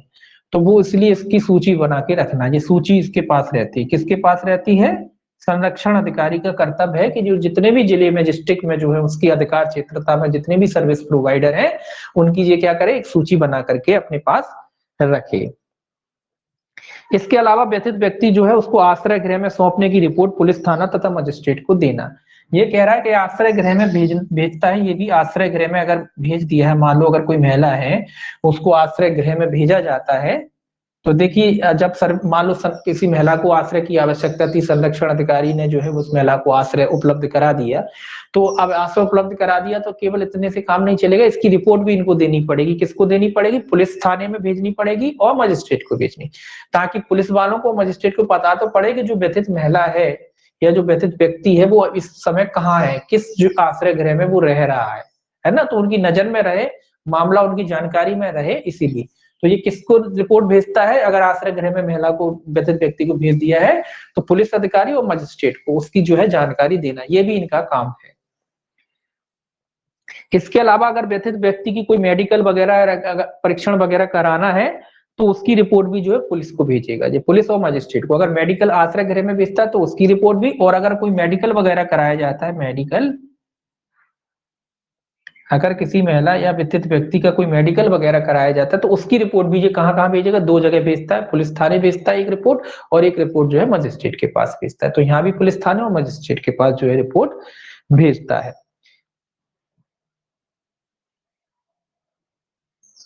इसके अलावा इसका एक काम और है, यह सुनिश्चित करना कि धारा 20 के अधीन धनीय अनुतोष दंड प्रक्रिया संहिता के अनुपालन और निष्पादन में हो। ये भी याद रखना, इसका काम है कि सेक्शन जो 20 के अधीन जो अनुतोष दिया जाता है, धनीय अनुतोष, धनीय अनुतोष सेक्शन 20 के तहत जो धनीय अनुतोष दिया जाता है, ये कह रहा है कि उसका दंड प्रक्रिया संहिता के अनुपालन में निष्पादन किया गया है, मतलब कि उसको मिल गया कि नहीं मिल गया, न्यायालय ने आदेश दे दिया है तो अब ये देखना इसका काम है कि वही उस महिला को अनुतोष तो न्यायालय ने दे दिया, आदेश तो न्यायालय ने कर दिया, क्या वाकई में इसको अनुतोष मिलना प्रारंभ हुआ कि नहीं हुआ, तो ये देखना भी जो है इसका काम है कि उसका पालन हो रहा है कि नहीं हो रहा, वो व्यक्ति उसको दे रहा है, प्रत्यर्थी जो है वो दे रहा है कि नहीं दे रहा है, तो ये देखना भी जो है इसका काम है। इसके अलावा अन्य कर्तव्य जो इसको सौंपे जाए वो सारे काम जो है ये कर सकता है। संरक्षण अधिकारी किसके नियंत्रण में होता है, ये भी याद रखना है कि संरक्षण जो अधिकारी होता है वो मजिस्ट्रेट के नियंत्रण में रह करके काम करता है, ये भी याद रखना है, ये भी पूछा जाता है। तो संरक्षण अधिकारी किसके नियंत्रण में रहता है, मजिस्ट्रेट के नियंत्रण में रहता है, और मजिस्ट्रेट के नियंत्रण में रह के वो क्या करता है, काम करता है। तो ये याद रखेंगे आपके, संरक्षण जो अधिकारी है किसके नियंत्रण में रहता है, मजिस्ट्रेट के नियंत्रण में और पर्यवेक्षण में रह करके जो है वो कार्य करता है। 10 जो है आपका सेवा प्रदाता, सर्विस प्रोवाइडर के बारे में दिया है, सेवा प्रदाता।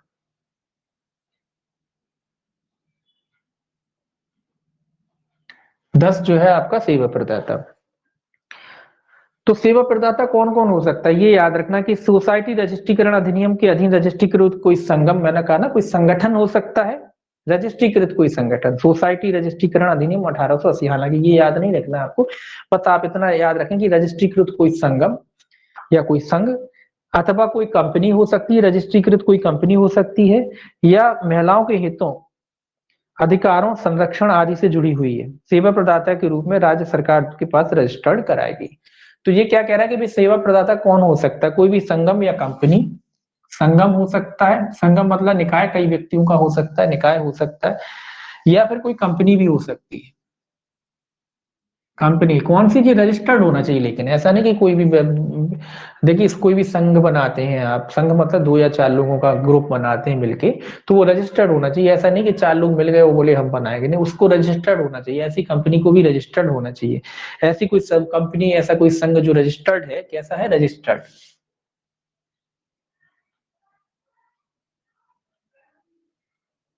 रजिस्टर्ड है अगर कोई कंपनी वगैरह, या रजिस्ट्रीकृत कह लीजिए, रजिस्ट्रीकृत, रजिस्ट्रीकृत है कोई कंपनी वगैरह, तो वो, या कोई संगम वगैरह वो, तो ये जो महिलाओं से जुड़े हुआ है और महिलाओं से जुड़ी हुई कोई सेवा प्रदान करता है, और राज्य सरकार के पास रजिस्टर्ड, कौन के पास रजिस्टर्ड कराना पड़ेगा इन्हें, राज्य सरकार।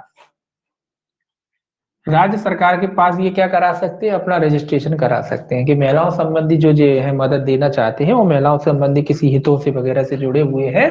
महिलाओं का कई कंपनियां होती हैं, कई फाउंडेशन, क्या क्या कहते हैं, कई फाउंडेशन वगैरह बने रहते हैं। तो इस तरीके के जो लोग हैं, अगर रजिस्टर्ड है, सरकार के पास रजिस्टर्ड करा रखा है इन लोगों ने, तो ये क्या कर सकते हैं, सेवा प्रदाता के रूप में जो है काम कर सकते हैं, महिलाओं से जुड़े हुए कोई काम कर सकते हैं।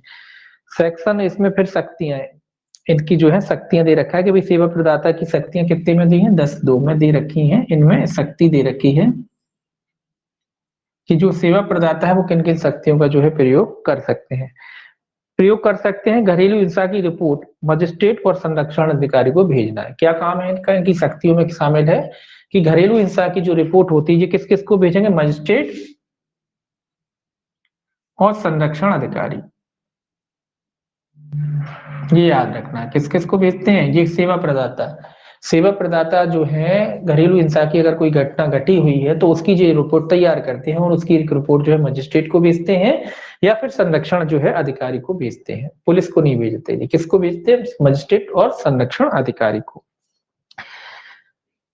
इसके अलावा इनका काम है, ये ए हो गया। दूसरा काम है इनका, पुलिस थाना या संरक्षण अधिकारी को चिकित्सकीय प्रमाण पत्र प्रस्तुत करना। अगर मेडिकल इनके द्वारा कराया गया, कोई महिला डायरेक्ट इनके पास पहुंच जाती है सर्वे सेवा प्रदाता के पास, और इनने जो है मेडिकल वगैरह कराया है, तो पुलिस थाना और संरक्षण अधिकारी को ये क्या करते हैं, मेडिकल भेजते हैं। पुलिस थाना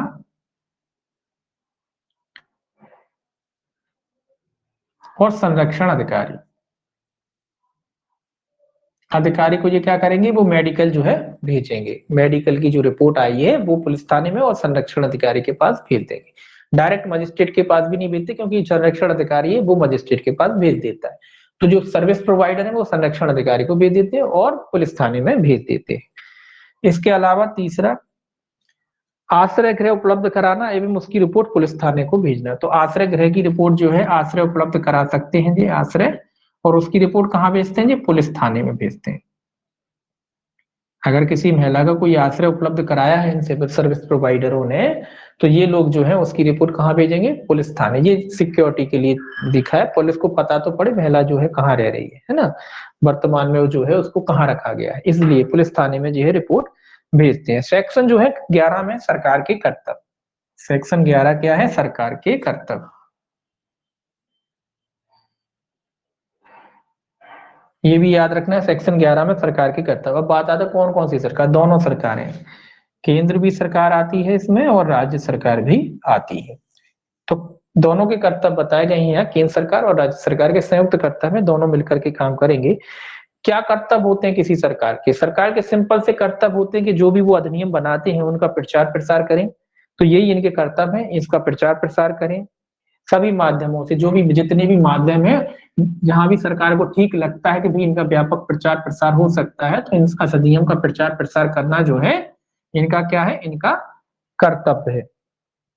इसके अलावा अधिकारियों आदि के प्रशिक्षण की व्यवस्था करना सरकार का कर्तव्य होता है। जो भी अधिकारी होते, कर्मचारी होते हैं, न्यायाधीश तक की, यहाँ तक कि न्यायाधीश है, तो उनको उनका ट्रेनिंग की व्यवस्था करना। ट्रेनिंग मतलब इस अधिनियम के तहत जो मामले हैं उसको कैसे निपटाएंगे, आप कैसे सुनेंगे, तो जो भी अधिकारी कर्मचारी वगैरह होते हैं, न्यायाधीश वगैरह होते हैं, उनकी ट्रेनिंग की व्यवस्था करना, ये भी कौन का कर्तव्य है, ये भी सरकार का कर्तव्य है। इसके अलावा विभागों एवं मंत्रालयों के बीच मतलब जो भी विभाग होते हैं, मंत्रालय होते हैं, उनके बीच समन्वय बनाए रखना। देखिए समन्वय बनाए रखेंगे तभी एक्ट ढंग से काम करेगा, तो ये भी जो है सरकार के कर्तव्यों में आता है।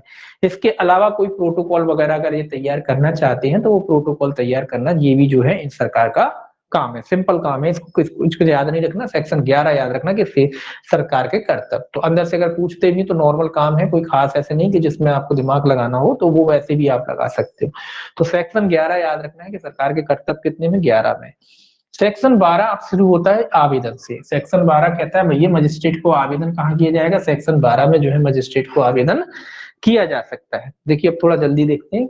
12 में आवेदन किया जाता है मजिस्ट्रेट को।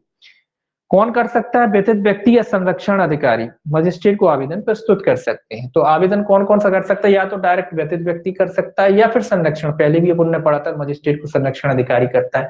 तो व्यतीत व्यक्ति खुद जाकर के जो है मजिस्ट्रेट से आवेदन कर सकता है, या फिर संरक्षण अधिकारी के जो है माध्यम से क्या किया जा सकता है, आवेदन किया जा सकता है। दूसरा चीज आपको इसमें ये याद रखना है कि आदेश पारित करने से पूर्व मजिस्ट्रेट संरक्षण अधिकारी या सेवा प्रदाता द्वारा प्राप्त घरेलू हिंसा की रिपोर्ट पर विचार करेगा। ये ध्यान रखेंगे सब। आवेदन प्राप्त होने पर मजिस्ट्रेट क्या करेगा, घरेलू हिंसा रिपोर्ट, एक मिनट, घरेलू हिंसा रिपोर्ट पर विचार करेगा। घरेलू हिंसा रिपोर्ट, ये याद रखना है कि घरेलू हिंसा रिपोर्ट पर क्या करेगा, मजिस्ट्रेट विचारण करेगा। जो घरेलू हिंसा रिपोर्ट है उस पर विचारण करेगा। अब घरेलू हिंसा रिपोर्ट कौन बनाता है, ये तो आपको पता ही है, संरक्षण अधिकारी या सेवा प्रदाता जो है। इनके पास महिला गई, उसने शिकायत करी, तो इन लोगों ने घरेलू हिंसा रिपोर्ट बनाई। घरेलू हिंसा रिपोर्ट कौन क्या होती है, जो महिला ने शिकायत की, जो उसके बयान है, जो वो बताती है, ये लोग लिखते हैं। कौन लिखता है, संरक्षण अधिकारी या सेवा प्रदाता। तो इनके द्वारा संरक्षण अधिकारी या सेवा, बस इतना लिख लिया। तो संरक्षण अधिकारी या सेवा प्रदाता द्वारा जो घरेलू हिंसा रिपोर्ट होती है उस पर क्या करेगा, मजिस्ट्रेट सबसे पहले क्या करेगा, विचार करेगा। ठीक है, तो घरेलू हिंसा रिपोर्ट पे ये भी याद रखना है। देखिए यहाँ पे भी थोड़ा सा ध्यान रखना कि घरेलू हिंसा रिपोर्ट कौन प्राप्त कर दे रहा, संरक्षण अधिकारी, सेवा प्रदाता, पुलिस वाले नहीं दे रहे। ठीक है ना, इसको भी याद रखना, पुलिस वाले नहीं दे रहे। उसमें लिखा आएगा कि पुलिस द्वारा पेश घरेलू हिंसा रिपोर्ट, पुलिस द्वारा नहीं, संरक्षण अधिकारी और सेवा प्रदाता द्वारा जो घरेलू हिंसा रिपोर्ट दी जाती उस पर जो है मजिस्ट्रेट क्या करेगा, सबसे पहले विचार करेगा। दूसरा, प्रथम सुनवाई की तारीख आवेदन की प्राप्ति से कितने दिन के बाद की नहीं होगी, ये याद रखना है, 3 दिन। प्रथम तारीख कितने दिन बाद निश्चित की जाएगी, 3 दिन से बाद की नहीं होगी, ये कहता है। प्रथम सुनवाई की तारीख आवेदन की प्राप्ति की तारीख से 3 दिन से अधिक नहीं होगी। 3 दिन से अधिक नहीं होगी, ये याद रखना है, 3 दिन से अधिक नहीं होगी। ये याद रखना है कि जैसे ही आवेदन प्राप्त होता है, प्रथम आवेदन जो आपका आवेदन है, प्रथम सुनवाई, प्रथम सुनवाई, प्रथम सुनवाई से अगली तारीख जो है 3 दिन से अधिक की नहीं होगी, ये याद रखना है आपको, इंपॉर्टेंट है। दूसरा ये याद रखना है कि जो मामला है वो कितने दिन के भीतर निपटाने की कोशिश करेगा मजिस्ट्रेट, 60 दिन के भीतर, 60 दिनों के भीतर। ये भी इंपॉर्टेंट है कि जो मजिस्ट्रेट है, पहली तो तारीख जो है 3 दिन के बाद की नहीं होगी, और दूसरा ये कह रहा है कि जो मामला है वो मजिस्ट्रेट कितने दिन के भीतर निपटाने की कोशिश करेगा, 60 दिन के भीतर जो है मामला निपटाने की कोशिश करेगा। इसी के बाद सेक्शन जो है 13, बस इतना ही है सेक्शन 12 में। सेक्शन 13 कहता है सूचना की तामील। अब ये तामील की बात कह रहे हैं, तामील कैसे की जाएगी भाई, सूचना की जो है तामील भी तो करनी पड़ेगी, तो कैसे करेंगे। तो नियत की गई सूचना की तामील, नियत की गई तारीख की सूचना मजिस्ट्रेट द्वारा संरक्षण अधिकारी को दी जाएगी। ये याद रखें कि जो भी तारीख मजिस्ट्रेट नियत करता है, नियत की गई तारीख की सूचना जो है मजिस्ट्रेट किसको देगा, ये भी क्वेश्चन याद रखना है। नियत तारीख, तारीख की सूचना मजिस्ट्रेट किसको देगा, मजिस्ट्रेट जो है संरक्षण अधिकारी को देगा। याद रखें कि मजिस्ट्रेट जो है तारीख नियत करता है तो उसकी सूचना किसको देगा, वो संरक्षण अधिकारी को जो है इसको सूचना देगा। संरक्षण अधिकारी जो व्यतीत व्यक्ति है उसको उसकी सूचना उपलब्ध करा देगा। तो मजिस्ट्रेट जो भी तारीख निश्चित करता है उसकी सूचना किसको देता है, संरक्षण अधिकारी को देता है। संरक्षण अधिकारी को जब मजिस्ट्रेट सूचना दे देता है तो संरक्षण अधिकारी 2 दिन के भीतर या ऐसे अतिरिक्त समय के भीतर जो निश्चित किया जाए, तो 2 दिन के भीतर, या तो 2 दिन, अगर समय निश्चित कोई नहीं किया गया है तो 2 दिन का टाइम है इनके पास। ये 2 दिन के भीतर जो है संरक्षण अधिकारी क्या कराएगा, उसकी तामील कराएगा।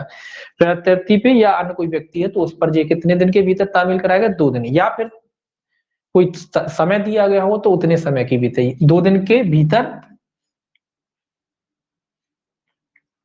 या विहित समय के भीतर या विनिर्दिष्ट समय के भीतर, विनिर्दिष्ट समय के भीतर। विनिर्दिष्ट का मतलब है, मान लो मजिस्ट्रेट साहब ने कहा कि 10 दिन के भीतर करा तो 10 दिन में करा लेगा, क्योंकि विनिर्दिष्ट किया मजिस्ट्रेट साहब ने कहा 5 दिन में कराओ तो 5 दिन में करा लेगा। अगर मजिस्ट्रेट साहब ने नहीं करा है, ऐसा कुछ नहीं कहा, तो फिर 2 दिन के भीतर कराएगा। अन्यथा जो समय मजिस्ट्रेट साहब ने दिया है उतने समय के भीतर जो क्या कराएगा, तामील कराएगा संरक्षण अधिकारी। तामील कौन कराता है, संरक्षण अधिकारी। मजिस्ट्रेट किसको सूचना देता है, संरक्षण अधिकारी को। उसकी तामील कौन कराता है, संरक्षण अधिकारी के माध्यम से कराई जाती है। किस पर, प्रत्यर्थी हो सकता है या अन्य कोई व्यक्ति हो सकता है, निर्देशित व्यक्ति हो सकता है, जिसको भी मजिस्ट्रेट ने कहा है उसको ये है सूचना की तामील। तो ये याद रखेंगे, 2 दिन के भीतर कराई जाती है, या फिर विनिर्दिष्ट समय जो आदेश में दिया हुआ उतने समय के भीतर ये तामील कराता है। सेक्शन 14 में परामर्श, इतना ही है इसमें। सेक्शन 14 में जो है आपका परामर्श, ये मजिस्ट्रेट है के बारे में है कि मजिस्ट्रेट को परामर्श या सहायता देने के लिए मजिस्ट्रेट प्रत्यर्थी या व्यतीत व्यक्ति को अकेले या संयुक्त सेवा प्रदाता से परामर्श लेने के लिए कह सकता है। ये कह रहा है कि मजिस्ट्रेट जो है प्रत्यर्थी से या तो अकेले कह सकता है कि आप जो है, प्रत्यर्थी होता है ये और व्यतीत व्यक्ति, 2 होते हैं ना, प्रत्यर्थी और व्यतीत व्यक्ति, खासकर पति पत्नी ही होते हैं। तो वो जो प्रत्यर्थी है या व्यतीत व्यक्ति है तो मजिस्ट्रेट कह सकता है कि भाई जो है आप या तो एक साथ मिलकर जो है परामर्श ले लीजिए। परामर्श क्योंकि चूंकि पारिवारिक मामला होता है ना, इसीलिए कि भाई राजीनामे से निपट जाए, समझा बुझा के निपट जाए, इसलिए मजिस्ट्रेट जो है सबसे पहले क्या कर सकता है, व्यतीत या तो अकेले, दोनों को अलग अलग कह सकता है कि आप जो है सेवा प्रदाता से परामर्श लें, या फिर कह सकता है एक साथ बिठा के, जैसी भी स्थिति हो। अगर दोनों एक साथ बैठने को तैयार है तो सेवा प्रदाता जो है वो एक साथ उनको सलाह मशवरा देते हैं। अगर एक साथ बैठने को नहीं है तो अलग अलग पहले सलाह देते हैं, फिर दोनों को एक साथ मिला के सलाह दे सकते हैं। तो कुल मिला के समझाइश है ये। तो सेवा प्रदाता की जो है मदद लेने के लिए मजिस्ट्रेट कह सकता है। अब बात आती है कि अगर मान लो सेवा प्रदाता की समझाइश का दौर चल रहा है कि मामला, चूंकि जो पारिवारिक मामले है ना, इसीलिए कोशिश की जाती है कि सबसे पहले सुलझ जाए मामला, रिश्तेदारी टूटे ना, इसीलिए इसमें कोशिश की जाती है कि समझ हो जाए, सुलझ जाए मामला। तो ये कह रहा है कि जब समझाइश का दौर चल रहा है, जब सेवा प्रदाता की जो लोग मदद वगैरह ले रहे हैं, तो उतने समय को कार्रवाई जो है मजिस्ट्रेट रोक देता है। तो उतनी समय के लिए मजिस्ट्रेट क्या कर देगा, कार्रवाई को रोक देगा। यानी कि जो अगली तारीख जो तय की जाएगी वो 2 माह से अनधिक अवधि के भीतर नियत करेगा। तो 2 माह, वर्ष नहीं, 2 माह, ये याद रखना है। तो अगली जो तारीख होगी 2 माह से अनधिक अवधि के भीतर क्या की जाएगी, निश्चित की जाएगी। मतलब 2 वर्ष, 2 माह का जो है उसमें टाइम है। तो 2 माह के भीतर जो है, 2 माह से ऊपर नहीं होगी, उसी के भीतर।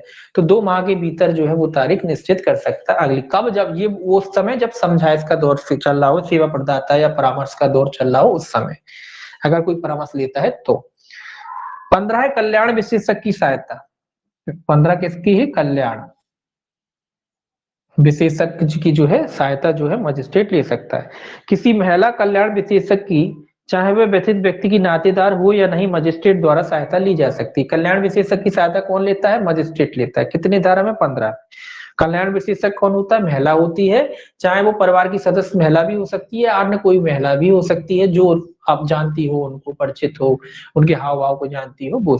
तो कल्याण विशेषज्ञ के रूप में महिलाएं होती हैं, और जरूरी नहीं कि वो कोई बाहर की महिला, परिवार की सदस्य भी हो सकती है, जो आपस में उनको बहुत अच्छे तरीके से जानती हो। एक जो भी व्यक्ति हैं जिन्हों के खिलाफ या जिनके विरुद्ध अपराध हुआ है उनको समझती हो, तो ऐसी महिला हो सकती है। जरूरी नहीं कि बाहर की कोई महिला, परिवार की महिला भी हो सकती है कल्याण विशेषज्ञ। तो इनकी जो या नातेदार रिश्तेदार भी हो सकती है कोई महिला, जो मतलब दोनों के बीच में समझायत करने का चाहते हैं।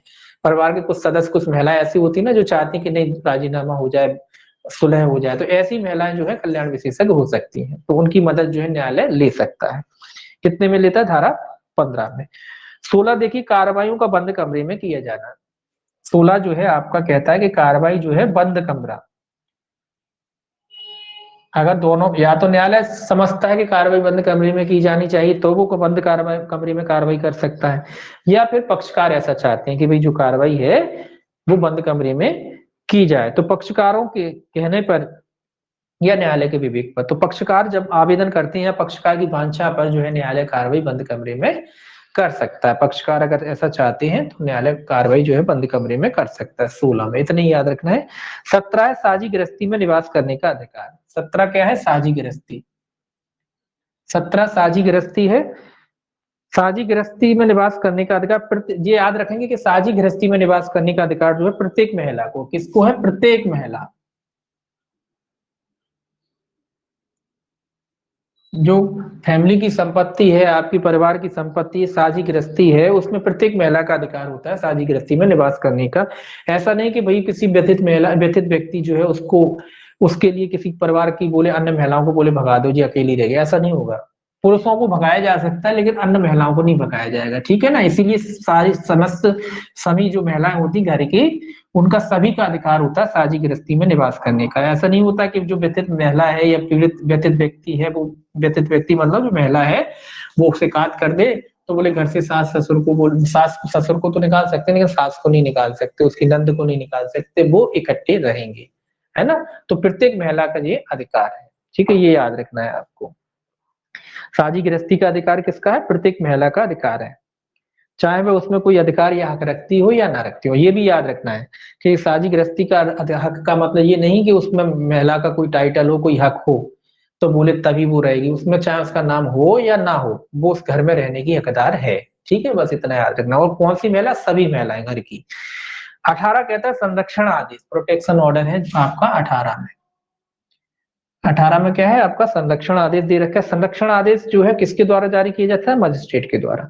मजिस्ट्रेट व्यथित व्यक्ति और प्रत्यर्थी को सुनने के पश्चात, ये तो आप जानते हैं कि कोई भी आदेश जब मजिस्ट्रेट देता है तब कब देता है? दोनों पक्षकारों को सुनेगा पहले, तो व्यथित व्यक्ति और प्रत्यर्थी को सुनने के बाद जो है मजिस्ट्रेट क्या कर सकता है? अगर उसको लगता है कि प्रथम दृष्टया मामला बनता है, अगर उसको लगता है प्रथम दृष्टया मामला बनता है तो मजिस्ट्रेट जो है संरक्षण आदेश दे सकता है, दोनों को सुनने के बाद, प्रत्यर्थी और आपका व्यथित व्यक्ति जिसने कंप्लेन की, प्रत्यर्थी जिसने अपराध किया है, इन दोनों को सुनने के बाद जो है मजिस्ट्रेट जो है, अगर उसको प्रथम प्राइमा फेसी कह लीजिए या प्रथम दृष्टया कह लीजिए मामला बनता प्रतीत होता है तो वो संरक्षण आदेश दे सकता है। संरक्षण मतलब प्रोटेक्शन ऑर्डर, मतलब काय का प्रोटेक्शन? उस व्यथित क्या कहते हैं, उस प्रत्यर्थी से प्रोटेक्शन जिसने घरेलू हिंसा की है। क्या क्या कार्य करने से इनकार कर सकता है? सिंपल से काम है कि घरेलू हिंसा का कोई काम नहीं करोगे आप। किसके खिलाफ कहेगा? जो भी प्रत्यर्थी जिसने अपराध किया उससे कहेगा कि आप घरेलू हिंसा का कोई काम नहीं करेंगे। दूसरा, व्यथित व्यक्ति बालक के नियोजन स्थान या विद्यालय में आने जाने का प्रतिषेध कर सकता। मान लो अगर कोई बच्चा भी है, लोगों का बालक भी है और उसको लगता है कि जो व्यथित व्यक्ति, जो उसका पिता कह लीजिए या प्रत्यर्थी कह लीजिए, कोई भी कह लीजिए जिसने हिंसा की है, उनको लगता है कि जो बच्चे, जो बालक है उस पर प्रतिकूल प्रभाव पड़ सकता है, तो उसके विद्यालय वगैरह या अन्य स्थानों पर जाने पर भी रोक लगा सकता है कि भैया आप उधर नहीं जाएंगे, वो बालक पढ़ता है उस स्कूल के आसपास नहीं भटकेंगे।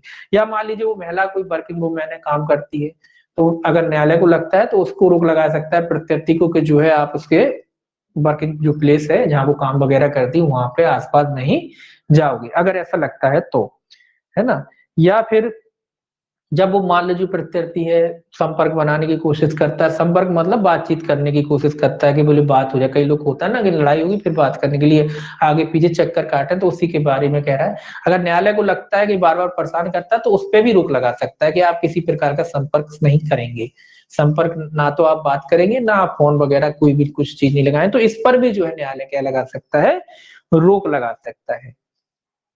इसके अलावा कोई धन संबंधी अगर मान लो समव्यवहार वगैरह हुआ है, कह रहा है कि धन संबंधी समव्यवहार या दोनों की मान लो कोई संयुक्त वगैरह संपत्ति वगैरह है तो उस पर भी रोक लगा सकता है कि आप जो है उसका जो है बयान वगैरह नहीं करेंगे, जिसमें स्त्री धन वगैरह शामिल होता है कि भाई जो मजिस्ट्रेट की अनुमति के बगैर अगर मान लो कोई संयुक्त संपत्ति है या कोई संपत्ति है या मान लो घर है, हम न्यायालय ने पहले उसको रहने का आदेश दे दिया, अब आपने कहा कि इस महिला को रहने का आदेश दिया, मैं ये घर ही बेच दूंगा, नहीं, तो उस पर भी जो है न्यायालय क्या लगा सकता है? रोक लगा सकता है कि जब ऐसा कोई काम आप नहीं करोगे और करोगे तो हमसे पूछ के करोगे, ठीक है।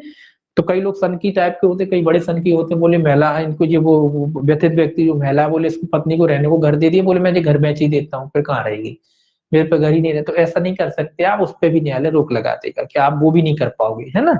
तो उन सारी चीजों पे जो है न्यायालय क्या कर सकता है, ये क्या संरक्षण ही तो है, ये प्रोटेक्शन ही तो है उस महिला के लिए। तो इस तरीके के जो है आदेश न्यायालय क्या कर सकता है। इसके अलावा ये भी आदेश कर सकता है कि जो व्यतीत महिला है उसके किसी नातेदार के खिलाफ कोई भी जो है, आप ऐसा नहीं कि वो महिला ही के खिलाफ, उसके परिवार के जो भी सदस्य हैं उसके खिलाफ भी जो है आप कोई जो है हिंसा का काम नहीं करोगे, तो उसका भी प्रोटेक्शन जो है न्यायालय आदेश में दे सकता है। अन्य कोई आदेश जो न्यायालय देना समझे वो आदेश न्यायालय दे सकता है। तो कॉमन सी बातें हैं, तो ये भी इसमें याद रखना है। 8-18 में क्या है आपका संरक्षण आदेश।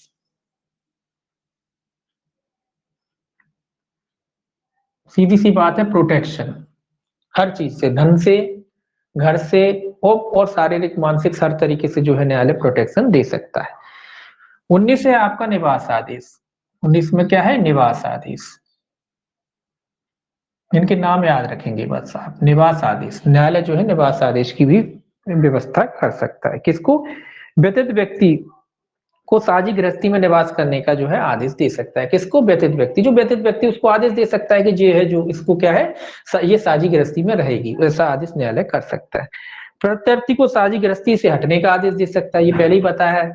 न्यायालय जो है व्यतीत महिला जिसके साथ घरेलू हिंसा हुई है उससे कह सकता है कि भाई इसको जो है घरेलू घर में जो है रहने का अधिकार है। इसके अलावा जिस व्यक्ति ने हिंसा की है उसको घर से हटाने का आदेश दे सकता है कि आप निकल जाइए, ये रहेगी, ठीक है, ऐसा आदेश भी न्यायालय कर सकता है। इसके अलावा प्रत्यर्थी को साझी गृहस्थी में अन्न संक्रांत करने, व्यनित करने या विलंगम करने या त्यजन करने से अवरुद्ध कर सकता है। क्या करना, क्या मतलब, वही जो मैंने अभी बताया कि जो भी प्रत्यर्थी है उसको जो घर वगैरह उसको बेचने वगैरह, उसको किसी प्रकार का अंतरण करने वगैरह, ये सारी चीजों पर भी रोक न्यायालय लगा सकता है कि इस तरीके का आप नहीं करेंगे। इसके अलावा कि ऐसा ये इसके अलावा कोई बंध पत्र वगैरह न्यायालय भराना चाहे उस व्यक्ति से, प्रत्यर्थी से, तो वो भी भरा सकता है कि भाई आप ऐसा कोई आदेश वगैरह जो है नहीं करोगे मजिस्ट्रेट की अनुमति के बगैर, तो बॉन्ड भी न्यायालय उससे भरवा सकता है। इसमें एक चीज याद रखना है कि जब निवास आदेश जो न्यायालय देता है तो किसी परिवार की किसी अन्य महिलाओं के विरुद्ध नहीं दिया जाएगा। परिवार की अन्य महिलाओं के विरुद्ध पारित नहीं किया जा सकता, अन्य महिलाओं के विरुद्ध।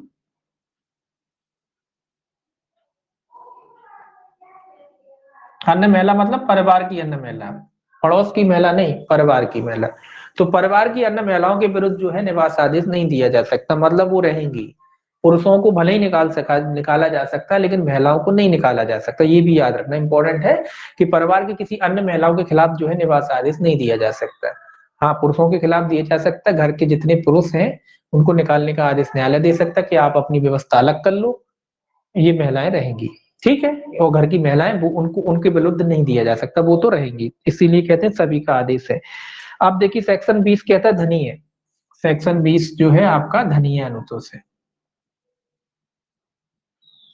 सेक्शन 20 काय से संबंधित है, धनीय अनुतोष से संबंधित है। धनीय मतलब उनके पैसों के संबंध में जो है मजिस्ट्रेट आदेश दे सकता है। ये भी थोड़ा सा सिंपल, इसमें भी आप सेक्शन याद रखेंगे। धनीय अनुतोष में कौन दे सकता है, मजिस्ट्रेट। मजिस्ट्रेट प्रत्यर्थी को निम्न प्रकार से अनुतोष दे सकता है, ये किंतु अनुतोष निम्न तक सीमित नहीं होगा। ये याद रखना कि ये मजिस्ट्रेट धनीय अनुतोष इस अधिनियम के तहत दे सकता है, लेकिन इसका मतलब ये नहीं हो जाता है कि ये जो धनीय अनुतोष है बस इधर ही तक सीमित हो गया, अब और नहीं मिलेगा, ये भी याद रखना। इस अधिनियम के तहत भी दे सकता है और अन्य अधिनियम के तहत वहां भी, तो इससे सीमित नहीं होगा। यहाँ कोई सीमित दायरा नहीं कि भाई इतना हो गया अब नहीं बोले यहाँ मिल गया, तो वो नहीं, इसमें ये वाली बात लागू नहीं होती। अनुतोष निम्न तक सीमित नहीं होगा, मतलब ये इसके अलावा भी अनुतोष मजिस्ट्रेट दिलाना चाहे तो वो अन्य भी दे सकता है, मतलब जो अनुतोष इस धारा में दिए गए वो तो दिए जाएंगे, इसके अलावा अन्य कोई रिलीफ मजिस्ट्रेट देना उचित समझता है तो वो रिलीफ भी दिए जा सकते हैं। अब कौन कौन से जो है अनुतोष किस वजह से न्यायालय दे सकता है, उपार्जनों की हानि, जो उसके उपार्जन आय वगैरह की जो हानि अनुतोष दे सकता है। उपार्जन मतलब आय की हानि, आय मतलब मान लीजिए कोई नौकरी वाली लड़की थी और उसके साथ हिंसा हुई, वो पता पड़ा वो बीमार रही है, अब 1 महीना वो बेचारी काम पे नहीं जा पाई, उसकी आर्थिक हानि हुई, तो वो उपार्जनों की हानि। या कोई काम वगैरह करती थी तो जो भी उसकी हानि हुई है उसके बदले में जो है न्यायालय उसको आर्थिक अनुतोष दिला सकता है। इसके अलावा चिकित्सकीय व्यय, मतलब उसका इलाज हुआ, खर्चा हुआ, दवाई जो होती है ना उसमें जो खर्चे होते हैं, इलाज में जो खर्चे होते हैं उसकी पूर्ति के लिए भी न्यायालय जो है धनीय अनुतोष दिला सकता है। इसके अलावा संपत्ति के नाश या हानि, मान लो उसकी संपत्ति नष्ट कर दी, संपत्ति मतलब उसके जो भी उसके कब्जे में जो भी संपत्ति वगैरह है, जो भी मान लो मोबाइल ही तोड़ दिए पार्किंग घर से में आके, और उसका उसका मान लो महंगा मोबाइल था, खराब हो गया, तो वो सारे जो है उसकी क्या तो हो सकते हैं, अन्य कोई चीजें हो सकती हैं, वो सारी चीजें क्या होंगी, वो दिलाई जा सकती है।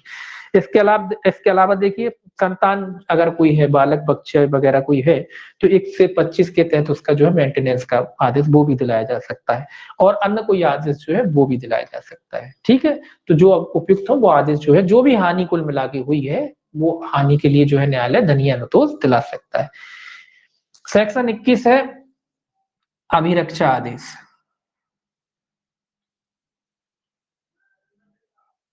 सेक्शन 21 क्या है, अभिरक्षा आदेश है। तो सुनवाई करने के पश्चात व्यतीत व्यक्ति को संतान की अस्थायी अभिरक्षा दे सकता है, ये इतना याद रखना है।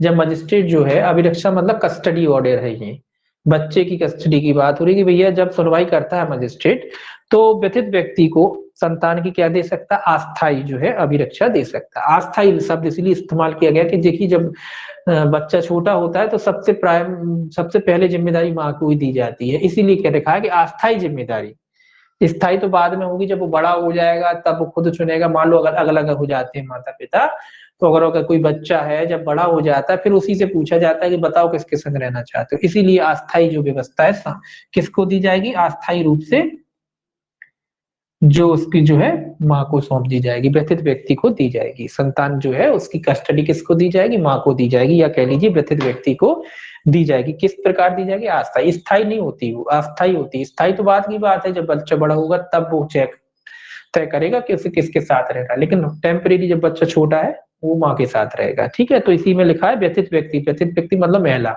तो उसको जो है कस्टडी दी जा सकती। 22 कहता है प्रतिकर आदेश। सेक्शन 22 में जो है प्रतिकर आदेश, सेक्शन 22 में आपका क्या दे रखा है, प्रतिकर आदेश। ये कहता है प्रकृति द्वारा की गई घरेलू हिंसा, क्षतियों, यातना, मानसिक और भावनात्मक कष्टों की पूर्ति करने के लिए प्रत्यर्थी द्वारा व्यथित व्यक्ति को देने के लिए प्रतिकर आदेश जारी कर सकता है। तो इसमें कुछ खास याद नहीं रखता है, जो भी हानियां हुई है महिलाओं को, प्रत्यर्थी द्वारा जो भी घरेलू हिंसा का काम किया गया है, और उस काम से महिला को जो भी हानि हुई है, यानी जो क्या कहते हैं व्यथित व्यक्ति को जो भी हानि हुई है, जो भी भावनात्मक कष्ट पूछा है, कोई भी क्षति हुई है, उसके लिए, उसके कंपनसेशन के लिए जो है न्यायालय प्रतिकर का आदेश दे सकता है। ये एक तरीके से कंपनसेशन है कि आपने क्षति पहुंचाई, आप कंपनसेशन दो, तो उस तरीके का कंपनसेशन देने का न्यायालय आदेश कर सकता है। 23 कहता है अंतरिम और एक पक्षीय आदेश देने की शक्ति, ये भी याद रखना है। 23 में है अंतरिम और एक पक्षीय। देखिए, अंतरिम का मतलब होता है कि अभी मामला चल रहा है, पेंडिंग है, अभी मामला निपटा नहीं है, तो अब जब मामला निपटेगा तभी क्या अनुतोष दिलाया जाएगा, तो बीच में कुछ तो रिलीफ दे न्यायालय, इसीलिए कह रहा है कि उस समय जब तक मामला चल रहा है उसके बीच में न्यायालय कुछ अंतरिम अनुतोष दे सकता है कि भैया मालूम मामला चल रहा है, न्यायालय ने कुछ कंपनसेशन दिलाना था, तो न्यायालय ने पहले थोड़ी बहुत राशि जो है निश्चित कर दी कि अभी इतनी दे दी जाए, बाद में जब तय होगा तो उसके हिसाब से दे दी जाएगी। तो कुछ अंतरिम का मतलब होता है बीच कार्रवाई में जो अनुतोष दिए जाते हैं, छोटे छोटे अनुतोष, वो तो उस तरीके से अनुतोष जो है न्यायालय दे सकता है। एक पक्षीय का मतलब होता है कि जब जो सामने वाले पार्टी को बुलाया जा रहा है उसको सुने बगैर, मतलब बुलाया जा रहा नहीं आता, तो न्यायालय उसके सुने बगैर जो है क्या कर सकता है, फैसला दे सकता है। ये कहता है न्याय संगत और उपयुक्त अगर होता है तो न्यायालय कोई भी अंतरिम आदेश दे सकता है, अगर न्यायालय को लगता है न्याय संगत वगैरह है तो अंतरिम आदेश पारित कर सकता है। और अगर प्रथम दृष्टया मामला बनता है, प्रतीत होता है, तो एक पक्षीय आदेश की कार्यवाही भी कर सकता है। प्रथम दृष्टया अगर न्यायालय को लगता है कि मामला बनता है, ये भी याद रखें, प्रथम दृष्टया मामला बनता है।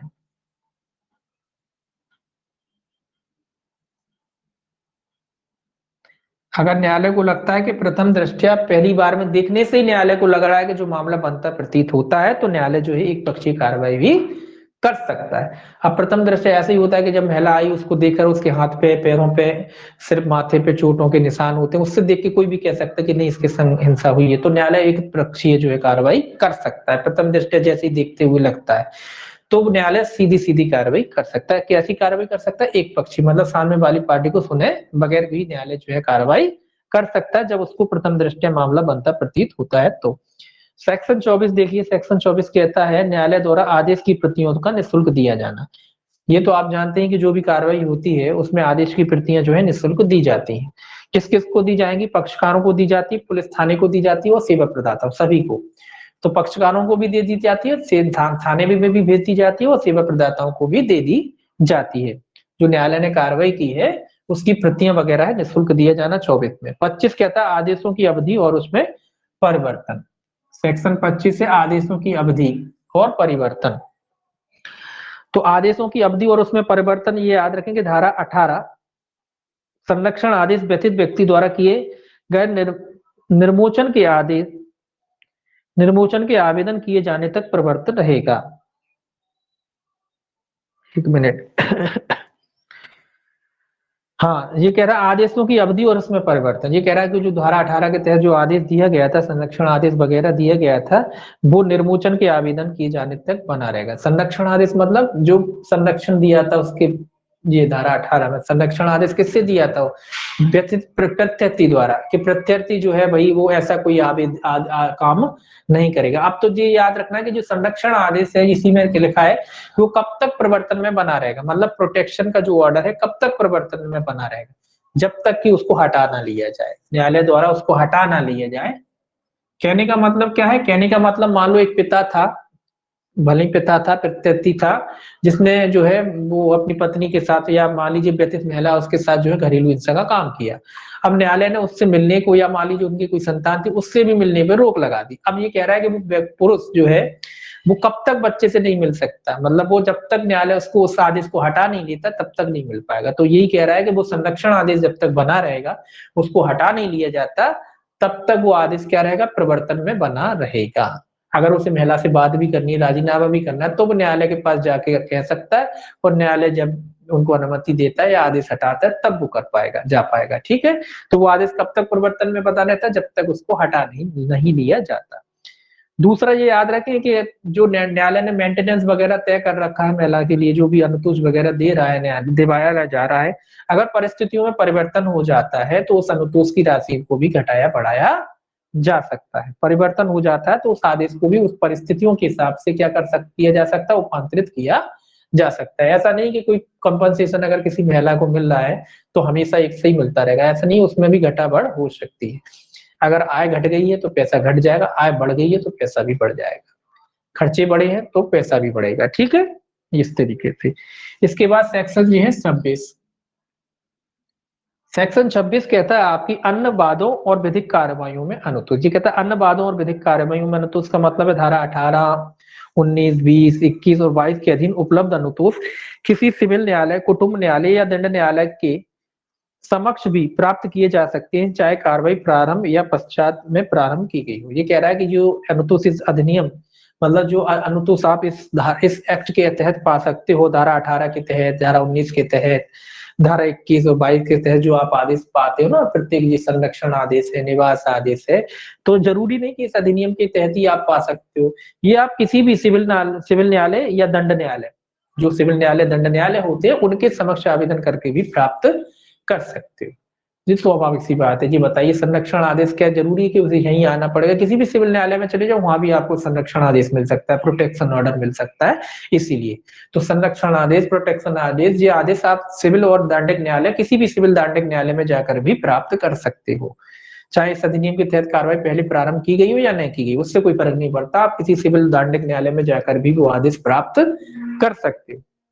दूसरा, अनुतोष जो है अतिरिक्त या कार्रवाई के साथ साथ मांगा जा सकता है। ये कह रहा है कि जो अनुतोष आप चाहते हो वो अतिरिक्त भी मांग सकते हो या कार्रवाई के साथ साथ भी मांग सकते हो। आप चाहो अलग से अनुतोष लेना तो अलग से अनुतोष भी ले सकते हो, या कार्रवाई के साथ साथ भी जो है अनुतोष को ले सकते हो। दोनों आपके पास आदेश हैं, तो अनुतोष भी ले सकते हो, कार्रवाई भी चला सकते हो कि उसके खिलाफ कार्रवाई भी चल रही है और आप साथ में अनुतोष भी ले रहे हो, या पहले आप अनुतोष लेते हो फिर आपको फिर कार्रवाई चलाते हो। तो दोनों कार्य एक साथ कर सकते हो, या अलग अलग करना चाहो तो अलग अलग कर सकते हो। व्यथित व्यक्ति द्वारा अनुतोष प्राप्त कर लिया गया है तो वह ऐसे अनुतोष के अनुदत्त करने वाले मजिस्ट्रेट को सूचित करने के लिए बाध्य होगा। ये याद रखें कि अगर व्यथित व्यक्ति द्वारा कोई रेमेडी प्राप्त कर ली जाती है, अनुतोष प्राप्त कर लिया जाता है, तो वो क्या करेगा? वो उस अनुतोष को जो है जिस मजिस्ट्रेट के यहाँ मामला चल रहा है उसको क्या करेगा? सूचित करेगा। इसके बाद लास्ट, और देखिए लास्ट नहीं है, काफी है। अभी काफी है।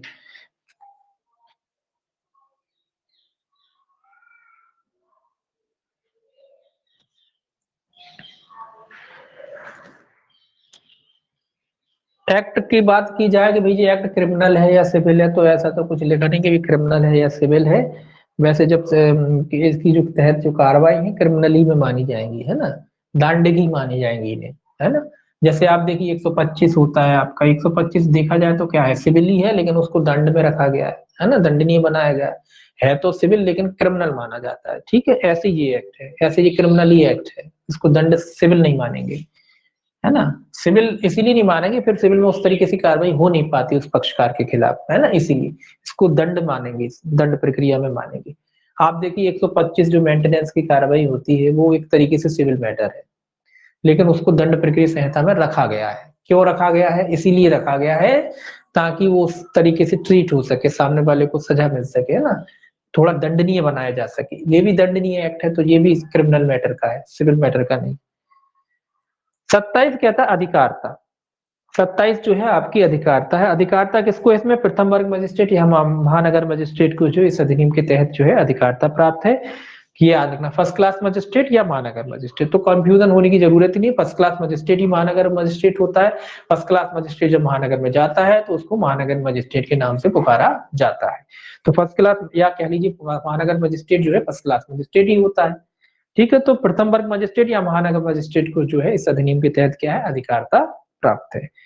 इस अधिनियम के अधीन किया गया आदेश समस्त भारत में परिवर्तनीय होगा। ये भी याद रखें कि इस अधिनियम के तहत जो भी आदेश दिया जाता है ऑल इंडिया में परिवर्तनीय रहता है। ऐसा नहीं होगा कि भाई यहाँ परिवर्तन रहेगा वहां नहीं रहेगा, तो सभी जगह परिवर्तन में रहता है। इसके बाद देखिए 28 कहता है प्रक्रिया। इसमें जो है प्रक्रिया दे रखी है कि धारा 12, 18, 19, 20, 21, 22, 23 और 31 के अधीन अपराध दंड प्रक्रिया संहिता द्वारा शासित होंगे। देखिए ये आ गया आपके जवाब यहाँ पे कि ये जो है इसमें जो प्रक्रिया है कैसे, सीआरपीसी दंड प्रक्रिया संहिता, इसके संबंधित जो भी अपराध हैं वो कैसे लागू होंगे, दंड प्रक्रिया संहिता के अनुसार होंगे। यानी ये क्रिमिनल एक्ट हो गया, है ना, सिविल एक्ट नहीं क्रिमिनल एक्ट। ये कह रहा है कि जिसके जो आदेश दिए जाएंगे दंड प्रक्रिया संहिता के अनुसार दिए जाएंगे, तो यानी ये क्रिमिनल एक्ट, क्रिमिनल प्रकृति का हो गया, यानी आपराधिक विधि का हो गया। सिविल विधि का नहीं मैटर हो गया, किस विधि का मैटर है, ये आपराधिक विधि का, ठीक है। धारा 12 या धारा 23(2) के अधीन किसी आवेदन के निपटारे के लिए अपनी स्वयं की प्रक्रिया अभिनीत करने से न्यायालय को निष्पादित नहीं करेगा। ये कह रहा है कि धारा 12 और धारा 23(2) के अधीन जो न्यायालय कार्रवाई करता है तो न्यायालय को अपनी स्वयं की प्रक्रिया अभिनीत करने से नहीं रोकेगा, न्यायालय अपने हिसाब से कार्रवाई कर सकता है। स्वयं की प्रक्रिया मतलब चूंकि चूंकि देखिए पर्टिकुलर किसी एक्ट से चलना इसमें थोड़ा पॉसिबल नहीं, तो न्यायालय अपने हिसाब से भी जो है प्रक्रिया कर सकता है। हालांकि सीआरपीसी से करेगा, लेकिन जहां न्यायालय को लगता है कि लफड़ा हो रहा है जल्दी निपटाना है तो अपनी प्रक्रिया के अनुसार भी मामला कर सकता है, उसको रोकेगा नहीं ये अधिनियम, है ना। धारा 12 के अधीन अगर न्यायालय को कोई कार्रवाई करनी हो, धारा 23(2) के अधीन कोई कार्रवाई करनी हो, तो न्यायालय अपनी प्रक्रिया के अनुसार जो है मामले को निपटा सकता है, ठीक है, तो उसको रोकेगा नहीं। 29 में है अपील। सेक्शन 29 क्या है आपका, अपील। अपील कितने दिन में होगी, 30 दिन के भीतर होगी। 30 दिन के भीतर होगी, कहाँ होगी, सेशन में। 30 दिन के भीतर कहाँ होगी, सेशन में, ये याद रखना है। अपील कहाँ होगी, सेशन में होगी, ठीक है। तो अपील कहाँ की जाएगी, सेशन न्यायालय में जो है अपील की जाएगी। 30 जो है सेक्शन आपका, सेक्शन 30 जो है वो कहता है संरक्षण अधिकारी और सेवा प्रदाता क्या समझे जाएंगे, लोक सेवक, सेवा प्रदाताओं का लोक सेवक समझा जाना। तो लोक सेवक है, इसके संरक्षण अधिकारी हो या सेवा प्रदाता हो, इनको क्या माना जाएगा, इनको लोक सेवक माना जाएगा। 31 याद रखेंगे, प्रत्यर्थी द्वारा संरक्षण आदेश भंग करने के लिए दंड, ये पूछा जाता है। ये क्या है, प्रत्यर्थी, प्रत्यर्थी द्वारा जो आदेश भंग किया जाता है, संरक्षण का जो आदेश भंग किया जाता है उसके लिए दंड।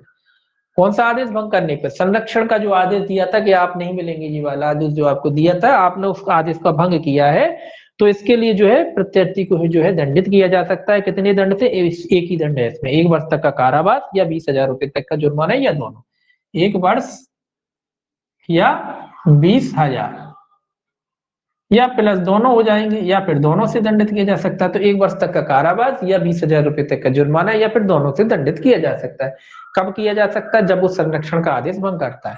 तो देखिए इसको भी याद रखना कि प्रत्यर्थी को संरक्षण का आदेश भंग करने के लिए दंड कितने में, 31 में। अगर वो कहते हैं प्रत्यर्थी को जो है कोई भी निवास आदेश भंग करने के लिए कितना दंड दिया जाएगा, किस धारा में दिया, तो निवास आदेश का दंड नहीं है, वो काय का दंड है, संरक्षण का दंड है। तो ये भी छोटी छोटी चीजें याद रखेंगे। ये संरक्षण का आदेश है, मतलब प्रोटेक्शन का जो ऑर्डर दिया था कि आप मिलेंगे नहीं, बात नहीं करेंगे, पीछा नहीं करेंगे, बच्चे से भी नहीं मिलेंगे, उस आदेश का अगर आप भंग करते हैं तो फिर सजा है 1 वर्ष तक की। तो ये भी याद रखना, कौन से आदेश पे सजा मिल रही है, 1 वर्ष तक का कारावास या 20,000 रुपए तक का दंड प्रत्यर्थी द्वारा। मजिस्ट्रेट यथा स्थिति भारतीय दंड संहिता 498 ए या अन्य उपबंधों या दहेज प्रतिषेध अधिनियम के उपबंधों के अधीन भी आरोपी को विचलित कर सकता है। ये भी याद रखें कि एक ना केवल इस अधिनियम के तहत मजिस्ट्रेट किसी व्यक्ति को, जबकि 498 ए और दहेज एक्ट जो है, तो दहेज प्रतिषेध अधिनियम के तहत या दहेज एक्ट के तहत भी जो है क्या कर सकता है, दंडित कर सकता है। ये भी याद रखेंगे, ना केवल इस अधिनियम के तहत, अगर उसको लगता है 498 ए वाला मामला बन रहा है या कोई दहेज वाला मामला बन रहा है तो मजिस्ट्रेट उसके तहत भी दूषित कर सकता है, ये याद रखना है। 32 में है आपका सेक्शन 32 जो है आपका संज्ञान और सबूत के बारे में है। संज्ञान और सबूत कितना, 31(1) के अधीन अपराध संज्ञेय और अजमानती होंगे और न्यायालय निष्कर्ष निकालेगा कि अभियुक्त ने अपराध किया है या नहीं। तो इस अधिनियम के तहत अपराध कैसे होंगे, संज्ञेय और अजमानती। कैसे अपराध होंगे, संज्ञेय और अजमानती, सिंपल है, संज्ञेय अजमानती, संज्ञेय और अजमानती। और इसमें जो है मजिस्ट्रेट निष्कर्ष निकालेगा कि जो सामने वाला व्यक्ति है, मतलब प्रत्यर्थी है, उसने अपराध किया है या नहीं किया। तो यहाँ निष्कर्ष कौन निकालेगा, मजिस्ट्रेट जो है निष्कर्ष निकालेगा। 33 कहता है संरक्षण अधिकारी द्वारा कर्तव्यों का निर्वहन न करने के लिए शास्ति। 33 में भी सेम ऊपर वाली शास्ति है। ये किसके लिए, ये संरक्षण अधिकारी के लिए, क्योंकि अगर संरक्षण अधिकारी जो है अपना कर्तव्य निष्पादित नहीं करता है तो उसे भी 1 वर्ष तक का कारावास या 20,000 रुपए तक के जुर्माने से क्या किया जा सकता है, दंडित किया जा सकता है। ये याद रखना, सेम सजा सेम है, संरक्षण अधिकारी को 33 में है और प्रत्यर्थी को 31 में, बस इतना याद रखना है। 34 कहता है संरक्षण अधिकारी द्वारा किए गए अपराध का संज्ञान। ये कहता है 34 में, 33 में उसको दंडित करा, 34 में उसका संज्ञान। किसका, संरक्षण अधिकारी का जो है संज्ञान, किसकी अनुमति से लिए, मतलब इनका खिलाफ जब न्यायालय कार्रवाई करेगा, संरक्षण अधिकारी के खिलाफ जब न्यायालय कार्रवाई करेगा, तो संरक्षण अधिकारी के खिलाफ जब कार्रवाई न्यायालय करता है तो राज्य सरकार या सक्षम प्राधिकारी की मंजूरी से करेगा। राज्य सरकार या सक्षम प्राधिकारी, सक्षम प्राधिकारी मतलब जिसकी भी कस्टडी में ये रहते हैं, तो राज्य सरकार या सक्षम प्राधिकारी की अनुमति से जो है इनके खिलाफ जो है कार्रवाई की जाएगी। 35 गुरफेत है, इसमें सद्भावना पूर्वक कार्रवाई के लिए संरक्षण धारा 35 में दिया गया है। धारा 36 कहता है अधिनियम का किसी अन्य विधि के अल्पीकरण में नहीं होना। ये सिंपल है, इसको हेडिंग याद रखना है। 35 गुरफेत है, 36 कहता है अल्पीकरण में नहीं है, ये किसी अन्य विधि के अल्पीकरण में नहीं होगी। 37 जो है केंद्र सरकार के नियम बनाने की शक्ति। 37 में केंद्र सरकार जो है इस अधिनियम के तहत नियम बना सकती है। नियम कौन बनाता है, केंद्र सरकार। किस धारा में, 37 में। बस इतना ही याद रखना है। बाकी जो है कल देखेंगे अपन गर्भधारण और प्रसव पूर्ण निदान तकनीक, ये भी कल खत्म करेंगे। गर्भधारण इतना नहीं है, इसमें थोड़ा सा ज्यादा था। गर्भधारण कल पढ़ेंगे, कल गर्भधारण खत्म करेंगे, ठीक है। बस।